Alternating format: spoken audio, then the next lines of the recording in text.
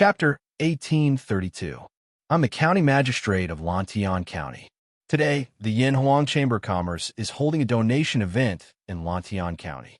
I represent the County Magistrate of Lantian County and the people of Lantian County to welcome everyone and thank everyone for your generosity. County Magistrate, he did not act like the other merchants who wanted to donate and directly walk to the donation box with the donation board. Instead, he walked to the side of Lin Wenyuan. The latter understood and passed the loudspeaker in his hand to County Magistrate He. County Magistrate, he took it and then used the loudspeaker's amplification function to speak loudly to the people present.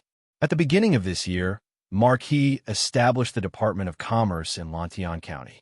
The purpose of the Department of Commerce is to create a good business environment for merchants. Although the business tax rate has been raised, the status of merchants has also been raised. In Lantian County, merchants, farmers, and craftsmen are all classified as commoners, and the government treats them equally. Furthermore, the children of merchants can also enter the school. In this way, merchants can do business in Lantian County with peace of mind and will not be disturbed. In less than a year, Lantian County's business has flourished, and the county magistrate's treasury still has a lot of surplus. Previously, Marquis had told me that the county magistrate's office usually collects taxes from merchants and commoners, but the taxes collected must all be taken from the people and used by the people.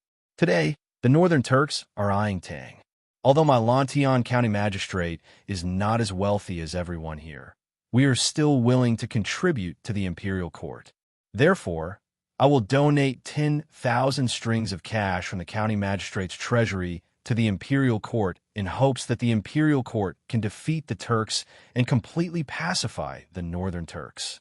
This is also the sincerity of the people of Lantian County towards Tang and His Majesty. As the host, it was understandable for County Magistrate he to say some pretty words in front of these merchants who came from afar. However, what he said wasn't just for show. There was a deeper meaning behind it. That was to use this fundraising event to spread the signboard of Lantian County, attracting more merchants to do business in Lantian County. Sure enough, as soon as County Magistrate he finished speaking, there was a burst of cheers from the audience and outside the inn. Wow, Lantian County Magistrate is so generous, donating 10,000 strings of cash. Good, take from the people and use it for the people. Marquis said it well. County Magistrate, you did well. The current Lantian County has really changed a lot. There are more and more shops and people. This is all thanks to Marquis' Department of Commerce. Yes. But why did I hear that the Department of Commerce changed the business tax ratio from 1 in 30 to 1 in 6? It's increased by 5 times. It has indeed increased by 5 times. But the status of us merchants has also increased. Furthermore, you're doing business in Lantian County, so you don't have to worry about your safety. There's no ruffians or gangsters who would dare to cause trouble for you. You could be at ease. In the long run, I can only earn more every month than before. Of course, just look at the number of merchants in Lantian County, and you'll know. None of us are fools. If there are no benefits, who would be willing to do business in Lantian County? That's right. The discussions of the merchants naturally fell into County Magistrate He's ears, but he didn't have the time to enjoy the praise. After he finished speaking, he returned the loudspeaker to Lin Wenyuan. As the time for the fundraiser was very tight, it was already very rare for Lin Wenyuan to give him a chance to speak alone. Furthermore, he had to deliver the fundraising signboard and go to the second floor to handle the procedures for the transfer of funds. At this moment, Xiaoyu was sitting on the ground in a daze. County Magistrate He's words just now had already set off a huge wave in his heart that was as calm as an ancient well. The purpose of the Department of Commerce is to create a good business environment for merchants. In Lantian County, merchants, farmers, and craftsmen are all classified as commoners. The government treats them all equally. Take from the people and use it for the people. Every decree of Lantian County would cause a huge uproar in other counties. This was because every decree, to the traditional old pedants, was considered to be treason and heresy. It was only because this was Lantian County, Li Zishuan's fief, that no one cared about it. This was because as long as Li Zishuan didn't rebel in his fief, Li Er wouldn't do anything to him even if he did something out of line. Since ancient times, the vassal kings and important ministers were all like this. Previously, when the Department of Commerce was established in Lantian County, Xiao Yu, as the Minister of Revenue, had more or less heard about it. However, at that time, he didn't pay much attention to the Department of Commerce. He thought that it was just a playful move by Li Zishuan and that it wouldn't amount to much. But now, after hearing County Magistrate He's systematic explanation of the government decrees issued by the Department of Commerce and the administration philosophy, coupled with the indisputable fact that Lantian County's business was flourishing, Xiao Yu's shock and sudden enlightenment were indescribable. It turned out that merchants could exert such great power. To think that as the Minister of Revenue, his main duty was to manage the great Tang's purse for Lier. But now, the achievements of Lantian County made him, a veteran of 3 dynasties, feel ashamed. In the entire Great Tang, Lantian County was considered a middle-class county. But this middle-class county's annual business tax revenue was far more than 10,000 strings of coins. The reason why it was far more than 10,000 strings of coins was because the Department of Commerce had only been established for half a year. But now, County Magistrate, he was able to donate 10,000 strings of coins to the court. What did this mean? This meant that through a series of business tax reforms, Lantian County's county office had collected more than 10,000 strings of coins in just half a year. Didn't this mean that Lantian County's annual business tax revenue was more than 20,000 strings of coins? One had to know that this was only the first year of Lantian County's business tax reform. As the reputation of Lantian County spread among the merchants, the business of Lantian County was bound to flourish. When the time came, no one could predict how much business tax this middle-class county would collect in a year. But it would definitely be more than now, not less. Just imagine if all the provinces and counties of the Great Tang were as awesome as Lantian County. No, even if they were only 1/5 as awesome as Lantian County, given that the Great Tang currently had more than 1,500 counties, just the tax on commerce alone would add up to 6 million strings of coins. 6 million strings of coins. Thinking of this number, Xiao Yu found it difficult to breathe. If the Great Tang's imperial court could collect 6 million strings of coins every year, it wouldn't be a problem to arm 10 elite troops like the Black Armored Army. At that time, wouldn't fighting a mere Turkic barbarian be as easy as beating up a son? Xiao Shangshu, Minister Xiao. Just when Xiao Yu's imagination was running wild because of the county magistrate's words, the low-ranking official beside him woke him up from his beautiful fantasy. After coming back to his senses, Xiao Yu frowned and said unhappily, "What is it?" It turned out that this old man was still angry that his beautiful dream of Great Tang was disturbed. Minister Xiao, County Magistrate, he bid farewell to you just now. You didn't hear him. He told me to tell you that he still has work to do in the county office, so he'll be leaving first. Also, Boss Lin is about to call out Shopkeeper Mo's name." Seeing Xiao Yu's displeased expression, the low-ranking official's heart skipped a beat. He didn't know how he had offended Xiao Yu, but he still mustered up his courage and spoke carefully. Speaking of which, Xiao Yu had been in a daze for quite a long time. He didn't even hear County Magistrate he greet him when he returned to his seat. At this moment, the fundraising event was nearing its end. "Oh, then prepare yourself, and go up in place of Shopkeeper Mo later." Hearing this, Xiao Yu calmed himself down and said to the low-ranking official, "Yes." The low-ranking official replied. Then he calmed himself down and sat by the side, waiting silently. Clearing shop, Mo Tongming donates 500 strings of coins. Not long after, Lin Wenyuan shouted from above. The low-ranking official beside Xiao Yu immediately stood up and walked forward. At this moment, the people below couldn't help but whisper among themselves. Clearing shop? If I remember correctly, isn't this clearing shop a shop in Xiao Ji's hometown? That's right. It's Minister Zhao's family. I heard that Minister Xiao likes calligraphy and painting, so he opened this shop. Hiss, does that mean that Minister Xiao is also donating today?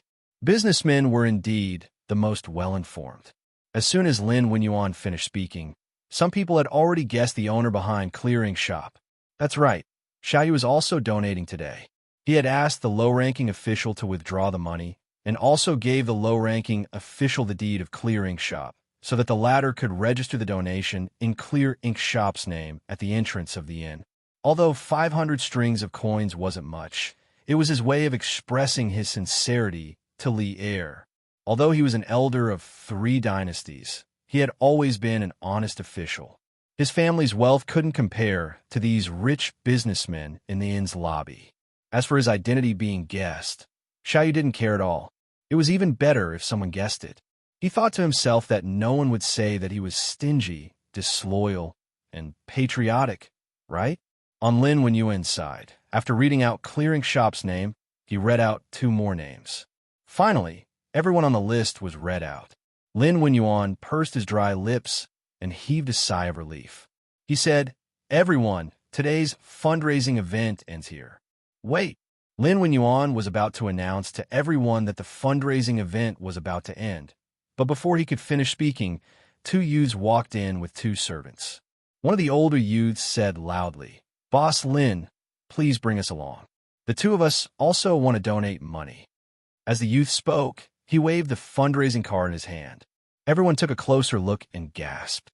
They saw the words 30,000 strings of coins written on the card. A young man actually wanted to donate 30,000 strings of coins to the imperial court? Who exactly was this young man? Chapter 1833. Fanyang Lu family donates 30,000 strings of cash.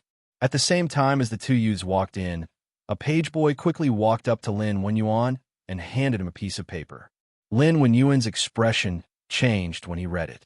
After a moment, he calmed himself down, put the loudspeaker to his mouth, and shouted, "Wow, Fanyang Lu family? Why are they here to join in the fun?" Yes, the Lu family is one of the 5 surnames and 7 watches. Why would they come all the way here to participate in the fundraising event and send money to the court? How is that possible? Haha, it's not the 5 surnames and 7 watches anymore, but the 3 surnames and 4 watches now. So what?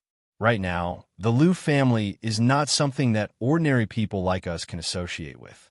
Looks like the Lu family is planning to side with the court. Isn't that the Lu family's young master, Lu Chengxing? Why is he here personally? Lu Chengxing? TSK. If this young man is Lu Chengxing, then who is the other young man beside him? The crowd inside and outside the inn was in an uproar again. Everyone was deeply surprised by the arrival of the Fanyang Lu family. Of course, some of them actually recognized the young man's identity. He was the eldest son of the Fanyang Lu family, Lu Chengxing, who had just rushed to Lantian County from Qizhou. As for the person beside Lu Chengxing, it was the eldest son of the Li family from Zhao County, Li Jingxian. The 2 of them had rushed all the way from Qizhou and finally made it to today's fundraising event. The Lu family and the Li family from Zhao County had many businesses in Chang. It was not difficult for them to get a few store deeds. With the deeds, they quickly completed the registration for the fundraising event. However, Lu Qingqing insisted on donating in the name of the Fanyang Lu family and not one of the Lu family stores during registration. The staff member at the entrance of the inn who was in charge of registering the participants was firstly intimidated by the Lu family's immense power and influence. Secondly, when Lu Qingqing signed up, he showed several store deeds. If Lu Qingqing were to participate in the fundraising event under the name of one of the Lu family stores, the staff member wouldn't know how to choose. Coincidentally, the fundraising event was coming to an end and he didn't want to waste any time. Therefore, Lu Qingqing was able to participate in the fundraising event under the name of Fanyang's Lu family. The reason why he insisted on doing this was very simple. He was attending the fundraiser today for Li Zishuan and Li Zishuan to see. Since that was the case, why would he participate in the fundraiser in the name of his shop like Qin Xiong, Xiaoyu, and the others? He didn't want to and couldn't conceal his identity because there were many shops under the Lu family's name. If he attended the fundraiser under the name of one of the shops, it was hard to guarantee that everyone would recognize him. He wanted everyone present today to know that Fanyang's Liu family had participated in the fundraiser and had donated 30,000 strings of cash. Since he had done a good deed, he had to leave his name behind and let everyone know. From a certain perspective, Liu Qingqing's concept of doing good was somewhat similar to Li Zishuan's. However, Liu Qingqing did it more for the sake of his family, while Li Zishuan did it to create a virtuous cycle in society. That was why he fought for more benefits for those who did good, such as how he treated those who donated to the Warm Tang Foundation. Before leaving Qizhou, Liu Qingqing and Li Jingxian had both sent the news of their intention to participate in the fundraising event back to their ancestral home. After arriving in Chang'an, they had received a reply from their respective families' information channels. Both of them had received the support of some of the elders in their family. That was why they were now so openly and with such great fanfare, wanting to participate in the fundraising event under their family's name. Amidst the exclamations and discussions of the crowd, Liu Qingqing personally held the donation card in his hand and walked toward the donation box.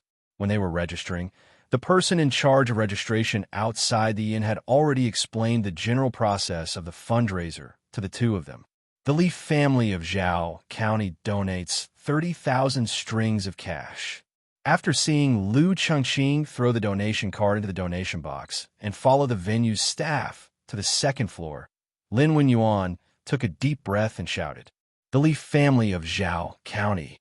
This person is actually from the Li family of Zhao County. Hey, what's so strange about that? Since the young man from before is the eldest son of Fanyang's Liu family, that means that this young man's status isn't low. If that's the case, it's not strange at all that this person is from the Li family of Zhao County. Who knows, he might even be the eldest son of the Li family of Zhao County. Tis TSK. The Wang family of Taiyuan, the Liu family of Fanyang, and the Li family of Zhao County are all here. Today, 3 of the 4 great 1,000-year-old families in the world are here. Chapter 1834. What? There's actually such a thing? Dragon Gate Inn, in a room on the 2nd floor. Lin Wenyuan was slightly shocked when he heard the servant say that the commoners outside the inn were clamoring to come in and donate money. Xiaoyu muttered to himself for a moment before saying, Let's go. Let's go out and take a look." Lin Wenyuan naturally had no objections. Then, under the servant's lead, the two of them went down the stairs and quickly arrived outside the inn. They saw that the open space outside the inn was filled with all sorts of people. These people had been outside the inn to watch the show earlier, but they didn't immediately leave after the donation gathering ended. Many of them felt empty in their hearts, as if something was missing. Immediately after, a scholar in the crowd stepped forward and wanted to enter the inn, but he was stopped by the inn's guards.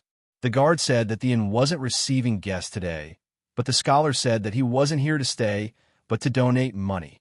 This made things very difficult for the guards. Because this donation gathering was only open to merchants, the youth in front of them was clearly a scholar. Moreover, the donation gathering had already ended, so the guards knew that Lin Wenyuan was definitely ordering people to count the money in the inn. At such a critical moment, how could they let some unrelated people in? If something happened, they couldn't bear the responsibility. Therefore, no matter what the scholar said, the guards in front of the inn refused to budge an inch. The commotion here quickly attracted the attention of the crowd outside the inn. After the crowd asked for the reason, they all began to support the scholar, because what the scholar said was exactly what they were thinking. That's right, most of them also wanted to donate, although these people weren't as rich as the merchants, just as Lin Wenyuan had said at the start of the donation gathering. The rise and fall of the country is the responsibility of all citizens. The Great Tang is not the Great Tang of a single person, but the Great Tang of millions of people. Now that the country is facing a crisis, if we don't prioritize righteousness over righteousness, how can we talk about benefits in the future? Even the merchants, who had always prioritized benefits over righteousness in the eyes of the secular world, could be so generous when the country was in danger. If these people still remained indifferent, Wouldn't they be even more prioritizing benefits over righteousness than the merchants? In the beginning, there were only a few people who agreed with the scholar, but slowly, more and more people joined in. Half an hour later, there were nearly 1,000 people blocking the entrance of Dragon Gate Inn. Seeing that the situation was about to spiral out of control, the guard at the entrance of the inn hurriedly sent someone to inform Lin Wenyuan. When Xiao Yu and Lin Wenyuan arrived at the entrance of the inn, this was the scene that greeted them. "Boss Lin is out." "Great. Boss Lin is out." Seeing Lin Wenyuan walk out, there was a commotion in the crowd. In their opinion, Lin Wenyuan was definitely more reasonable than the guards at the door. Moreover, Lin Wenyuan had the right to decide if they wanted to donate money. This Elder Xiao has also come out. Soon, the crowd noticed the dignified old man wearing a scarlet official's robe beside Lin Wenyuan. Many people had seen Xiao Yu before the donation gathering, so he was quickly recognized. The crowd, which had been noisy a moment ago, immediately quieted down. They were just ordinary people. They didn't have to fear Lin Wenyuan, but they had to respect Xiao Yu, a high official of the imperial court. Chapter 1835. Someone actually dared to kill someone right under the nose of the imperial army, and that person is definitely related to that mysterious Shadowall man. "Madam, what do you think the killer is from?" Taiyuan, the Wang family's ancestral home, in a side hall in the backyard of the Wang family's residence. Wang Yu could not help but frown as he looked at the slip of paper that the Wang clan's secret guard had just sent over. As he spoke, he handed the note to Princess Tang, who was sitting next to him. Princess Tang took the note, and when she read its contents, she couldn't help but frown. Things are getting more and more unpredictable. On the surface, the killer is probably the Shadowall man named Zhu Xiecheng. If that's the case, then my previous deduction might be wrong. Zhu Xiecheng is a Turkic spy hiding in Taiyuan City, and his status might not be low. Otherwise, he wouldn't have sent a Grandmaster-level assassin to kill a key witness right under the nose of the Imperial Army. When Princess Tang and Wang Bingjun learned that Dugu Feiying had come to ask for help, they had thought that the possibility of Zhu Xiecheng being a Turkic spy was low, because a true Turkic spy wouldn't be exposed so easily. However, now that the only person who could identify Zhu Xiecheng had been assassinated, Zhu Xiecheng naturally became the most suspicious person. According to the intelligence, the person who had assassinated the witness was a Grandmaster-level expert. For such an expert to be willing to follow Zhu Xiecheng's orders meant that Zhu Xiecheng's identity and status were not as simple as a Shadowall merchant. In the current perilous situation, the possibility of Zhu Xiecheng being a Turkic spy was many times higher than before. After hearing Princess Tang's words, Wang Yu nodded slightly. Indeed. However, the most important thing right now is to find Zhu Xiecheng and Kong Chang'an as soon as possible. King Wei and the others will arrive in Taiyuan City soon. If we can't catch Zhu Xiecheng and Kong Chang'an before then, Your Highness and the people from Yinhuang College will be in trouble while they are in Taiyuan. The Turks won't let this matter rest, and they might have already found out some information. Princess Tang was slightly surprised. Master, are you saying that the Turks have already found out the purpose of Qin Ke and the others heading north? According to seniority, Princess Tang was Li Tai's aunt and Li Er's great-aunt. Thus, it was not inappropriate for her to call Li Tai Qin Ke. Wang Yu sighed and said, even if they don't know everything, I'm afraid they've found some scattered clues. Otherwise, they wouldn't have spent so much effort to set up an ambush at the place where King Wei and the others are staying this time. Tongfu Inn. Wang Yu suddenly thought of something. He turned to Princess Tang and asked, Madam, since the inn isn't safe, why don't we let King Wei and the others stay in the Wang estate? This way, even if there are Grandmaster-level experts among the Turk spies, they won't be able to harm King Wei and the others under the heavy protection of our Wang estate's hidden guards. Wang Yu's idea was not bad.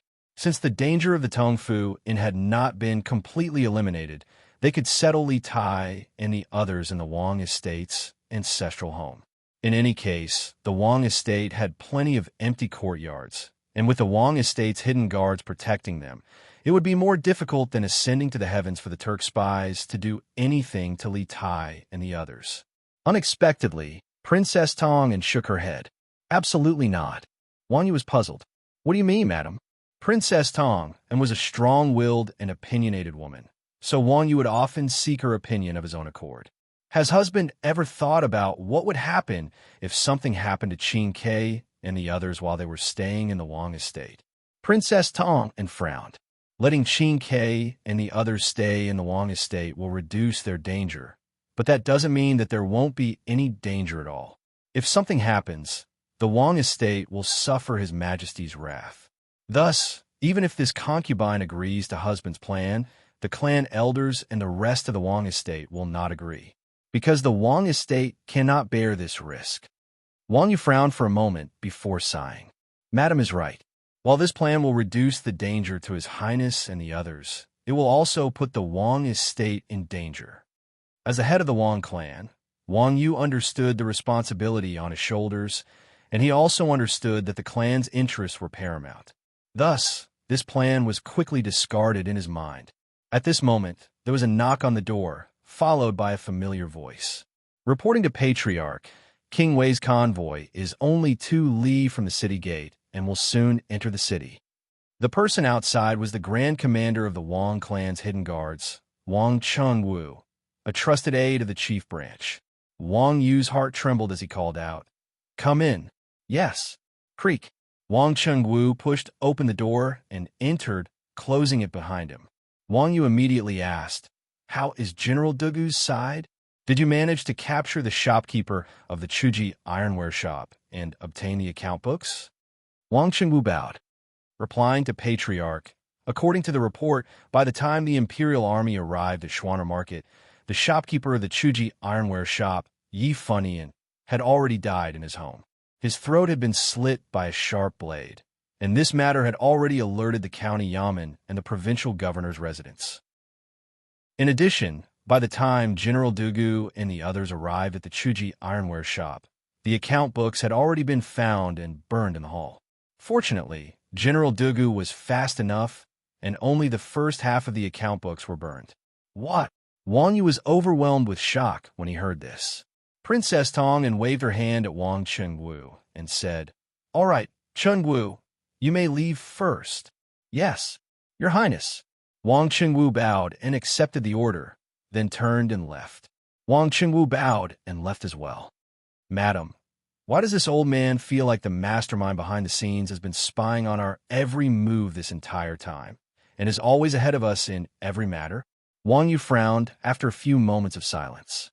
Princess Tang paused for a moment, and then she probed, "Master, do you mean to say that there are Turk spies at our side, or General Dugu's side?" Wang Yu shook his head. "It's probably impossible with the Imperial Army, and as for us, forget it. Let's not talk about this for now." Wang Yu suddenly paused. He looked at Princess Tang and asked, "King Wei and the others are about to enter the city. Does Madam want to accompany your husband to the city gates to take a look?" Princess Tang nodded without hesitation. "Of course. This humble one is Qingchue's elder, and this is the first time this child has come to Sourcepeak City. You and I just happen to be here, so we should act as hosts." "Haha, since that's the case, let's go together," Wang Yu said with a chuckle. On the other side, Dugu Feng, who had split his men into 2 groups, found nothing. Well, it could not be said that they found nothing. At the very least, he managed to snatch back half of the account book. At this moment, Dugu Feng was extremely gloomy. He felt like his every move was known in advance, and there was always someone ahead of him to obstruct him from investigating what he wanted to investigate. From the looks of the wound, the person who killed Yi Funian used a knife and not a sword. However, the authorities have searched the entire Yi residence, but they did not find the murder weapon. Now, the entire Schwarm market has been sealed off. The county yamen constables are searching from house to house and asking the people if they have seen any suspicious characters.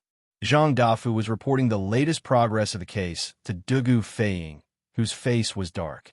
Dugu Feng let out a deep sigh and said, "From the looks of it, The person who killed Yi Funny and the person who tried to assassinate Zhu Huiqing aren't the same person? Zhang Defu thought for a moment and said, from the weapons used by the murderer, it does seem like they are not the same person, but we can't rule out the possibility that the murderer used both weapons to confuse the public. Du Gufeng shook his head and said nothing. His intuition told him that these two murders were not done by the same person, but he could not find any direct evidence at the moment. As for the names listed in the account book of the Chuji ironware shop, this general has already sent people to investigate with Chu Mingxian. Seeing that Du Gufeng was silent, Zhang Dafu continued to report. Continue to investigate. Remember, you must protect that half of the account book well. Du Gufeng nodded and gave his orders. He had brought 30 Imperial Army elites to Taiyuan City a day in advance so that he could eliminate the hidden dangers in Taiyuan City before Li Tai and the others arrived. But now, not only had he failed to capture a single Turkic spy, key witnesses had been killed one after another. This made him feel very embarrassed, and this half of the account book was the only thing that could comfort him. This general obeys. Zhang Dafu bowed. It's getting late. His Highness's group should be arriving soon. Take a few people and follow me out of the city to welcome them. The rest of you, stay here and watch over Chu Mingxian's group. Du Gufeng looked out the window and said, his hands behind his back, yes. Soon, they came out of a house near the Tongfu Inn and went straight to the southern city gate. At this moment, in a private room on the third floor of a restaurant near the southern city gate, a middle-aged man wearing a scholarly robe and holding a feather fan stood by the window. He looked at the faint appearance of a group of people outside the city. He waved his feather fan and chuckled softly. The real big fish has finally taken a bait. King Wei, since you've entered the game, no one can save you. Just relax and be a fish that has taken the bait. A gust of wind blew through the middle-aged man's hair. The way he stood against the wind and gently waved his feather fan was somewhat similar to the legendary Zhuge, Kong Ming, who had a feather fan and a silk scarf. Everything was under his control. Cough, cough. But when he looked at that person's appearance again, it was an ordinary face that couldn't be any more ordinary. It was completely incompatible with his ethereal temperament. Chapter 1836. Big Brother, you finally arrived. On the road to Li to the south of Taiyuan City, Du Gufeng had arrived with 3 Imperial Army soldiers and was about to welcome Du Gufeng's group. Du Gufeng hurriedly stepped forward. Upon seeing his big brother, Du Gufeng inexplicably felt a sense of relief. This was the trust he had built up in Du Gufeng as a child. Although Sourcepeak City was in a perilous situation, he was confident that with Du Gufeng here, those demons and monsters hiding in the shadows would be exposed. Du Gufeng nodded and went straight to the point. What is the situation in Sourcepeak City? Du Gufeng's face instantly turned grim, and after a few moments of silence, he said, Big Brother, the situation in the city is not optimistic. Yesterday, after we entered the city, we began to secretly investigate the new guests of the inn. In the end, we discovered a Turkic merchant disguised as a Han. His name was Zhu Hongsheng, and his movements were extremely suspicious, so I sent people to keep an eye on him. Today, that Turkic merchant went to an ironware shop in the city, but not long after, that merchant and the shop's owner and workers all disappeared in a thin air under the eyes of our brothers. Later, through investigation, we discovered that there was a secret passage in the ironware shop that led directly to another house to the west of the ironware shop. The Turkic merchant and the ironware shop's workers had escaped through that secret passage, but by the time our men reached the house on the other side of the secret passage, there was not a single person inside. At the time, I felt that there was something wrong with that Turkic merchant and the shopkeeper of the smithy, that they were probably spies the Turks had planted in Sourcepeak City. Thus, I had Zhang Dafu and the others pursue the 2 of them. But my manpower was limited, and finding the 2 of them in Taiyuan City in a short amount of time was far too difficult. It just so happened that at noon, the head of the Wang clan, Governor Wang Yu of Suizhou, returned to Taiyuan. Thus, I went to the Wang clan to request assistance from Wang Yu, hoping that the Wang clan's guards could join us in pursuing that Turkic merchant and the shopkeeper of the ironware shop. What? You went to the Wang clan to ask for reinforcements? Does this mean that Governor Wang already knows that your highness has come to Sourcepeak? Hearing this, Dugu Xian's face was filled with shock. He interrupted Dugu Feiying and questioned. Hearing Dugu Xian's unfriendly tone, Dugu Feiying couldn't help but shrink his neck in fear. Big brother, Provincial Governor Wang is a member of the imperial family, and his son, Wang Renbiao, is on good terms with the Marquis of Yong. Be it for public or private reasons, he should stand on our side on this matter. Moreover, the situation at the time was truly urgent. If I hadn't been able to quickly track down that Turkic merchant and the owner of the ironware shop, they might have escaped the city, making it even harder to capture them. At this point, Dugu Fing didn't dare to continue because he noticed that Dugu Xian's face was ashen. Nonsense. Hearing this, Dugu Xian couldn't help but reprimand in a low voice. The objective of His Highness's expedition to the north is a top secret among top secrets. How could you tell others so easily? If your highness falls into danger because of this, not to mention me, even father won't be able to protect you. Big brother, what should we do now? Dugu Feiying hesitated for a few moments before asking. Dugu Xian helplessly said, now that things have come to this, there's no point in saying anything more. For now, we can only take things one step at a time. Continue speaking. After you asked the Wang clan for help, did you manage to capture that Turkic merchant called Zhu Hongsheng and the owner of the ironware shop? Seeing that Dugu Xian had no intention of pursuing the matter, Dugu Feiying breathed a sigh of relief and continued. Strangely enough, after Provincial Governor Wang agreed to help us, quite a few factions appeared in Taiyuan City, both on the surface and in the shadows. Countless people were searching for the Turkic merchant and the owner of the ironware shop, but even so, we were unable to capture them. However, we managed to capture their retainers. Through torture and interrogation, we learned from those retainers that the Turkic merchant was called Zhu Shiqing, a member of the Sha tribe. The owner of the ironware shop was called Kong Chang'an. This man has always been mysterious, and very few people know of his background. In the end, with the help of the bookkeeper of the ironware shop, we managed to obtain the books of the ironware shop, but the process did not go smoothly. At this point, Dugu Fing briefly told Dugu Xian about how the key witness, Zhu Huiqing, was killed and the account books were almost completely burned. After listening, Dugu Xian deeply furrowed his brows. At this time, he realized just how complicated the current situation in Sourcepeak City was.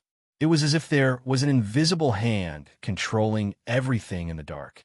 The other party had probably laid down a dark net in Sourcepeak City and was just waiting for them to crawl in. Seeing Dugu Xian's frown and silence, Dugu Feiying, who believed that he had messed up, didn't dare to say anything. The two brothers rode at the front of the convoy. Suddenly, Dugu Xian's eyes focused, and he sternly said, Feiying, quickly enter the city and seek an audience with the Bing province governor. Say that the Northern Yamen Imperial Army has been ordered to protect His Highness King Wei's group and needs to enter the city.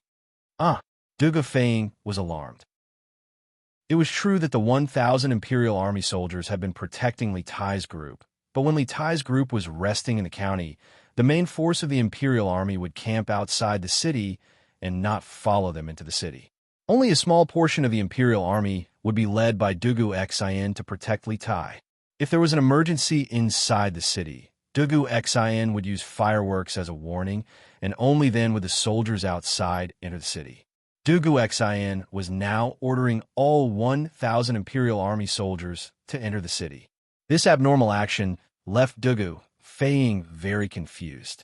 Big brother, why do you want to do this? With so many of us entering the city, the Turkic spies will definitely notice us. Isn't it said that spears are easy to dodge, but arrows from the shadows are hard to guard against? Dugu Xian snapped. The reason we didn't allow anyone to enter the city in the past was indeed to avoid being noticed by the Turkic spies, lest they cause trouble for us on the road. But now that you've caused such a huge commotion in Taiyuan City with the help of the Wang clan, Unless the Turkic spies in the city are deaf and blind, they will definitely notice that something is amiss. We've already moved from the shadows to the light. I even suspect that the Turks already know part of the goal of the Academy's group. At this point, Dugu Xian could not help but feel a headache coming on. He had sent Dugu Feiying to Sourcepeak City first, intending to let him operate in secret. However, Sourcepeak City had been turned upside down by Dugu Feiying and the Wang family's forces. It was impossible for him to operate in secret like before. They had been forced from the shadows into the light, and they were now in a passive position. They didn't even know who their enemy was or what their goal was. Then what do we do? If the Turkic Khagan learns of the goal of your Highness and the Academy's group, won't he go mad and send soldiers to Taiyuan City to capture your Highness and the Academy's teachers and students? Dugu Feiying inexplicably panicked at Dugu Xian's words. A little more than a month ago, the state teacher of the Turkic Khaganate, Wu Jia, had risked his life to infiltrate the Cloud Mountains for the sake of obtaining confidential information from the Academy. If the Turkic Khagan learned of the goal of Li Tai's group, there was no guarantee that he wouldn't send elite soldiers to cause trouble. When the time came, Li Tai and the Academy group would either be captured or killed. No matter what the outcome was, it was not something they could bear. So before you left, I warned you that no matter what, you were not allowed to tell anyone about the mission of your Highness's group. Dugu Xian glared at Dugu Feiying and angrily said, "At this point, the spies the Turks have planted in Taiyuan City must know something, but Taiyuan City is several hundred li away from the Turkic Khaganate, so they won't have time to send back the news. Since this is the case, there is no need for us to continue hiding. We might as well bring out all our strength. This is Taiyuan City, not the border of the Empire. Even if the Turks have some spies in Taiyuan City, as long as we protect your Highness and the Academy, they won't be able to find us. Immediately enter the city and head to the provincial governor's residence to inform the Bingzhou governor. Since the danger in Tongfu has yet to be eliminated, once we enter the city, we won't stay in the inn. We'll stay in one of the relay stations in the city. It will be easier for our brothers to set up defenses there." Dugu Feiying felt that his brother's words were reasonable and hurriedly cupped his fists. "Yes, big brother. I'll go to the provincial governor's residence." Seeing that Dugu Xian had nothing else to say, he urged his horse to leave the group and gallop toward the city gate. Actually, with Dugu Feiying's personality, he preferred to fight in the open. Hiding in the dark was not his forte. Now that Dugu Xian had decided to reveal his identity and lead the army into the city, this was exactly what he wanted. After Dugu Feiying left, Dugu Xian rode his horse to Li Tai's carriage. After briefly introducing the complex situation in Taiyuan City to Li Tai, Dugu Xian proposed to lead his army into the city and move to a relay station instead of an inn. The mood in the carriage suddenly turned solemn. Iron Egg, Qin Huayu, and Meng Wenhao all turned to Li Tai, waiting for his decision. After a few moments of silence, Li Tai sternly said, "Since that's the case, we'll follow General Dugu's arrangements. We have to be extremely careful in these unusual times." Seeing that Li Tai was willing to cooperate, Dugu Xian let out a sigh of relief. If this was the Li Tai of 2 years ago, he would definitely not be so understanding. After all, in terms of comfort, a relay station was definitely far inferior to a large inn like Tongfu Inn. "Thank you for your understanding, Your Highness. Please rest assured, Your Highness. We will protect Your Highness and the others with our lives." Dugu Xian cupped his fists. "General Dugu is too polite." Li Tai smiled and said softly. A trace of worry appeared between his brows. Li Tai of the past was indeed a person who only cared about his own enjoyment, but it was different now. As the commander-in-chief of this northern operation, he had the responsibility and obligation to ensure the safety of these people from the Academy. Chapter 1837. This subordinate is the Bing Province Governor, Wang Liaoyuan. "Greetings to Your Highness, Duke of Wei." The sun was setting in the west, and the sky was about to turn dark. The southern gate of Taiyuan City opened. King Liao Yuan and his subordinates hurried out of the city. As for the county officials, he didn't even bother to inform them.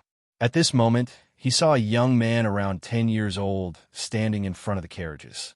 He had a calm expression and a noble aura. The soldiers beside him protected him tightly. In addition, Wang Liao Yuan had seen Li Tai a few times when he entered the court a few years ago. Thus, he directly walked up to Li Tai and bowed. "Your Highness, King Wei." The aides and subordinates of the provincial governor behind Wang Liao Yuan also bowed. With Wang Liao Yuan leading the way, they didn't have to search for Li Tai in the crowd. "Everyone, there's no need to be so courteous." Li Tai raised his hands and smiled warmly at Wang Liao Yuan and the others. "This king has come to Taiyuan City to carry out an important mission under the orders of my imperial father. These 1,000 imperial army soldiers will follow this king into the city. I hope that Provincial Governor Wang can make things convenient and cooperate with this king to complete the mission given by my imperial father." Hearing this, Wang Liao Yuan frowned. When Dugu Feng entered the provincial governor's residence with the imperial army token, he told him that Li Tai was going to lead 1,000 imperial army soldiers into Taiyuan City. However, Dugu Feng didn't have a real imperial edict. They were only following Li Er's verbal order. Letting an unfamiliar army into the city was a serious matter. As the provincial governor of Bing Province, Wang Liao Yuan had to personally go out and investigate. Otherwise, what if this army had other motives? At that time, he would really be dead. After seeing that the leader of this army was indeed Li Tai, Wang Liao Yuan's vigilance was lowered. This was because Li Tai couldn't possibly rebel. Even if he wanted to rebel, he couldn't have brought the imperial army with him. This was because the imperial army was under Li Er's direct command. Since that was the case, then Li Tai really did lead the army into the city under the emperor's orders. "Your Highness is too polite. We will do our best to assist your Highness in completing His Majesty's mission." After pondering for a moment, Wang Liao Yuan cupped his hands and said. At this moment, he thought of how the Wang clan's elites had entered and exited the city in the afternoon, searching for two people. He wondered if this matter had anything to do with Li Tai's arrival. "Ha! Wang Yu greets your Highness, Duke of Wei." Speak of the devil. Just as Wang Liao Yuan was thinking this, a burst of hearty laughter came from behind the officials of the provincial governor's office. Soon after, Wang Yu walked out with Princess Tang and clasped his hands at Li Tai. Of course, he was the only one who bowed. Princess Tang and stood in front of Li Tai and looked at the little fatty with a smile. After Wang Yu bowed, she smiled faintly and said, "Qingke, why didn't you tell me you were coming to Taiyuan? I could have sent someone to fetch you." Upon seeing Wang Yu and Princess Tang, and Li Tai's dignified expression instantly vanished, replaced by the docility of a junior in front of his elders. He first bowed to Wang Yu and said, "Uncle-in-law, there's no need to be so courteous." Then he replied to Princess Tang, "Grandaunt, please forgive me. Tai only left Chang, and on the spur of the moment. Besides, Tai didn't know that Grandaunt and Uncle-in-law were in Taiyuan right now. Otherwise, I would have definitely sent someone to inform you." Princess Tang and Li Er had an extremely good relationship. Even though Princess Tang was already married, Li Er would still send someone to Suizhou to deliver gifts to her and Wang Yu during festivals. As a result, Li Tai naturally did not dare to slight this grand aunt of his. In terms of seniority, Princess Tang was truly his grand aunt. "Huh, we're all family, so why are you taking offense? When Ren Biao got married a few days ago, your uncle-in-law and I just came to Taiyuan from Qizhou. You've been spoiled since you were young and have never traveled far. You must have suffered quite a bit along the way, right?" Princess Tang smiled and stroked Li Tai's head out of habit. Speaking of which, when Li Tai was still young, Princess Tang had often stroked his head like this. Li Tai felt a wave of helplessness. He wanted to hide, but he was afraid that he would hurt this grandaunt's heart. He could only stand there and let Princess Tang torment him. Seeing the two of them chatting about domestic trivialities, the others, especially Wang Liao Yuan and some of the people from the provincial governor's estate, instantly felt that their presence was unnecessary. Wang Liaoyuan couldn't help but muster up his courage and remind, "Has your highness arranged a place to stay in the city? If not, this official will immediately have someone tidy up a courtyard in the provincial governor's estate." Unexpectedly, before Li Tai could say anything, Princess Tang couldn't help but say to Wang Liaoyuan, "Humph. Since Qin Ke has come to Sourcepeak City, she naturally has to stay in the Wang clan. Could it be that the Wang clan was lacking a few residences? Or is it that the Wang clan's residence can't compare to your provincial governor's estate?" As soon as he said this, Wang Yu, who was standing to the side, couldn't help but have a strange expression. Just a few minutes ago, Princess Tang had clearly stated that she did not agree to Li Tai's group staying in the Wang clan. It had only been a short while, so why had she suddenly changed her mind? Although he thought this, Wang Yu did not step forward to undermine Princess Tang. Meanwhile, Wang Liaoyuan, who was standing in front of Li Tai, had an awkward expression at Princess Tang's words. He hastily said, I wouldn't dare. Even as the provincial governor of a province, he did not dare to provoke this woman in front of him. Li Tai and Dugu Exin secretly exchanged glances, then stepped forward to smooth things over. Many thanks for Grand Aunt's good intentions, and many thanks for Provincial Governor Wang's good intentions. However, this lowly prince is planning to stay in the relay station in Sourcepeak City.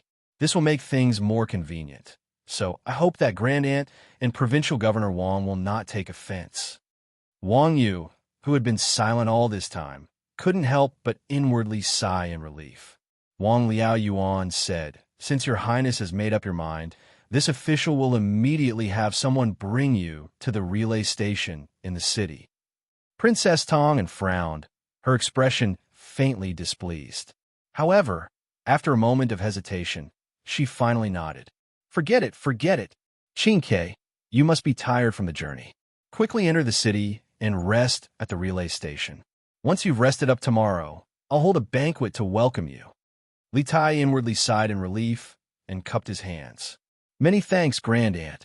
Thus, the group of people moved and walked into the city. As for the 1,000 Imperial Army soldiers led by Dugu Exin, they naturally followed along. Halt! Who are you people? As time passed, the setting sun gradually disappeared from the horizon, and the entire grassland was about to be plunged into darkness. A caravan was still resolutely heading north on the grassland. At this moment, they could faintly see the scattered white tents not far ahead. But at this moment, a group of people suddenly galloped in their direction and surrounded the caravan. The leader urged his horse forward and shouted. This person naturally spoke in Turkic, and this caravan was the Turkic caravan that Tang Jian and the others had disguised themselves as. We are traveling merchants of the grassland. May I ask which tribe this brave warrior belongs to? Tang Jian had already dismounted from his horse. He gave the man a grassland salute and asked instead of answering the question. People on the prairie liked to be called warriors because only the bravest and fiercest people were worthy of the prettiest girls. Seeing Tang Jian's good attitude, the man proudly puffed out his chest and snorted, Humph! I am Abdang of the Blackwater tribe of Bayan. I am guarding this place on the orders of the chieftain. Are you spies sent by the Great Khan? Bayan Blackwater tribe? Tang Jian's heart skipped a beat. The Bayan tribe could be said to be the direct line of the Tuli Khan's army, and the Bayan tribe could be said to be one of the strongest tribes in the grassland. At the beginning, the Bayan tribe had dozens of tribes and gradually developed into 7 tribes. They were mainly distributed in the Sumo River, present-day Songhua River, and Black River, present-day Heilongjiang River, regions. The Sumo River and Blackwater tribe were the strongest.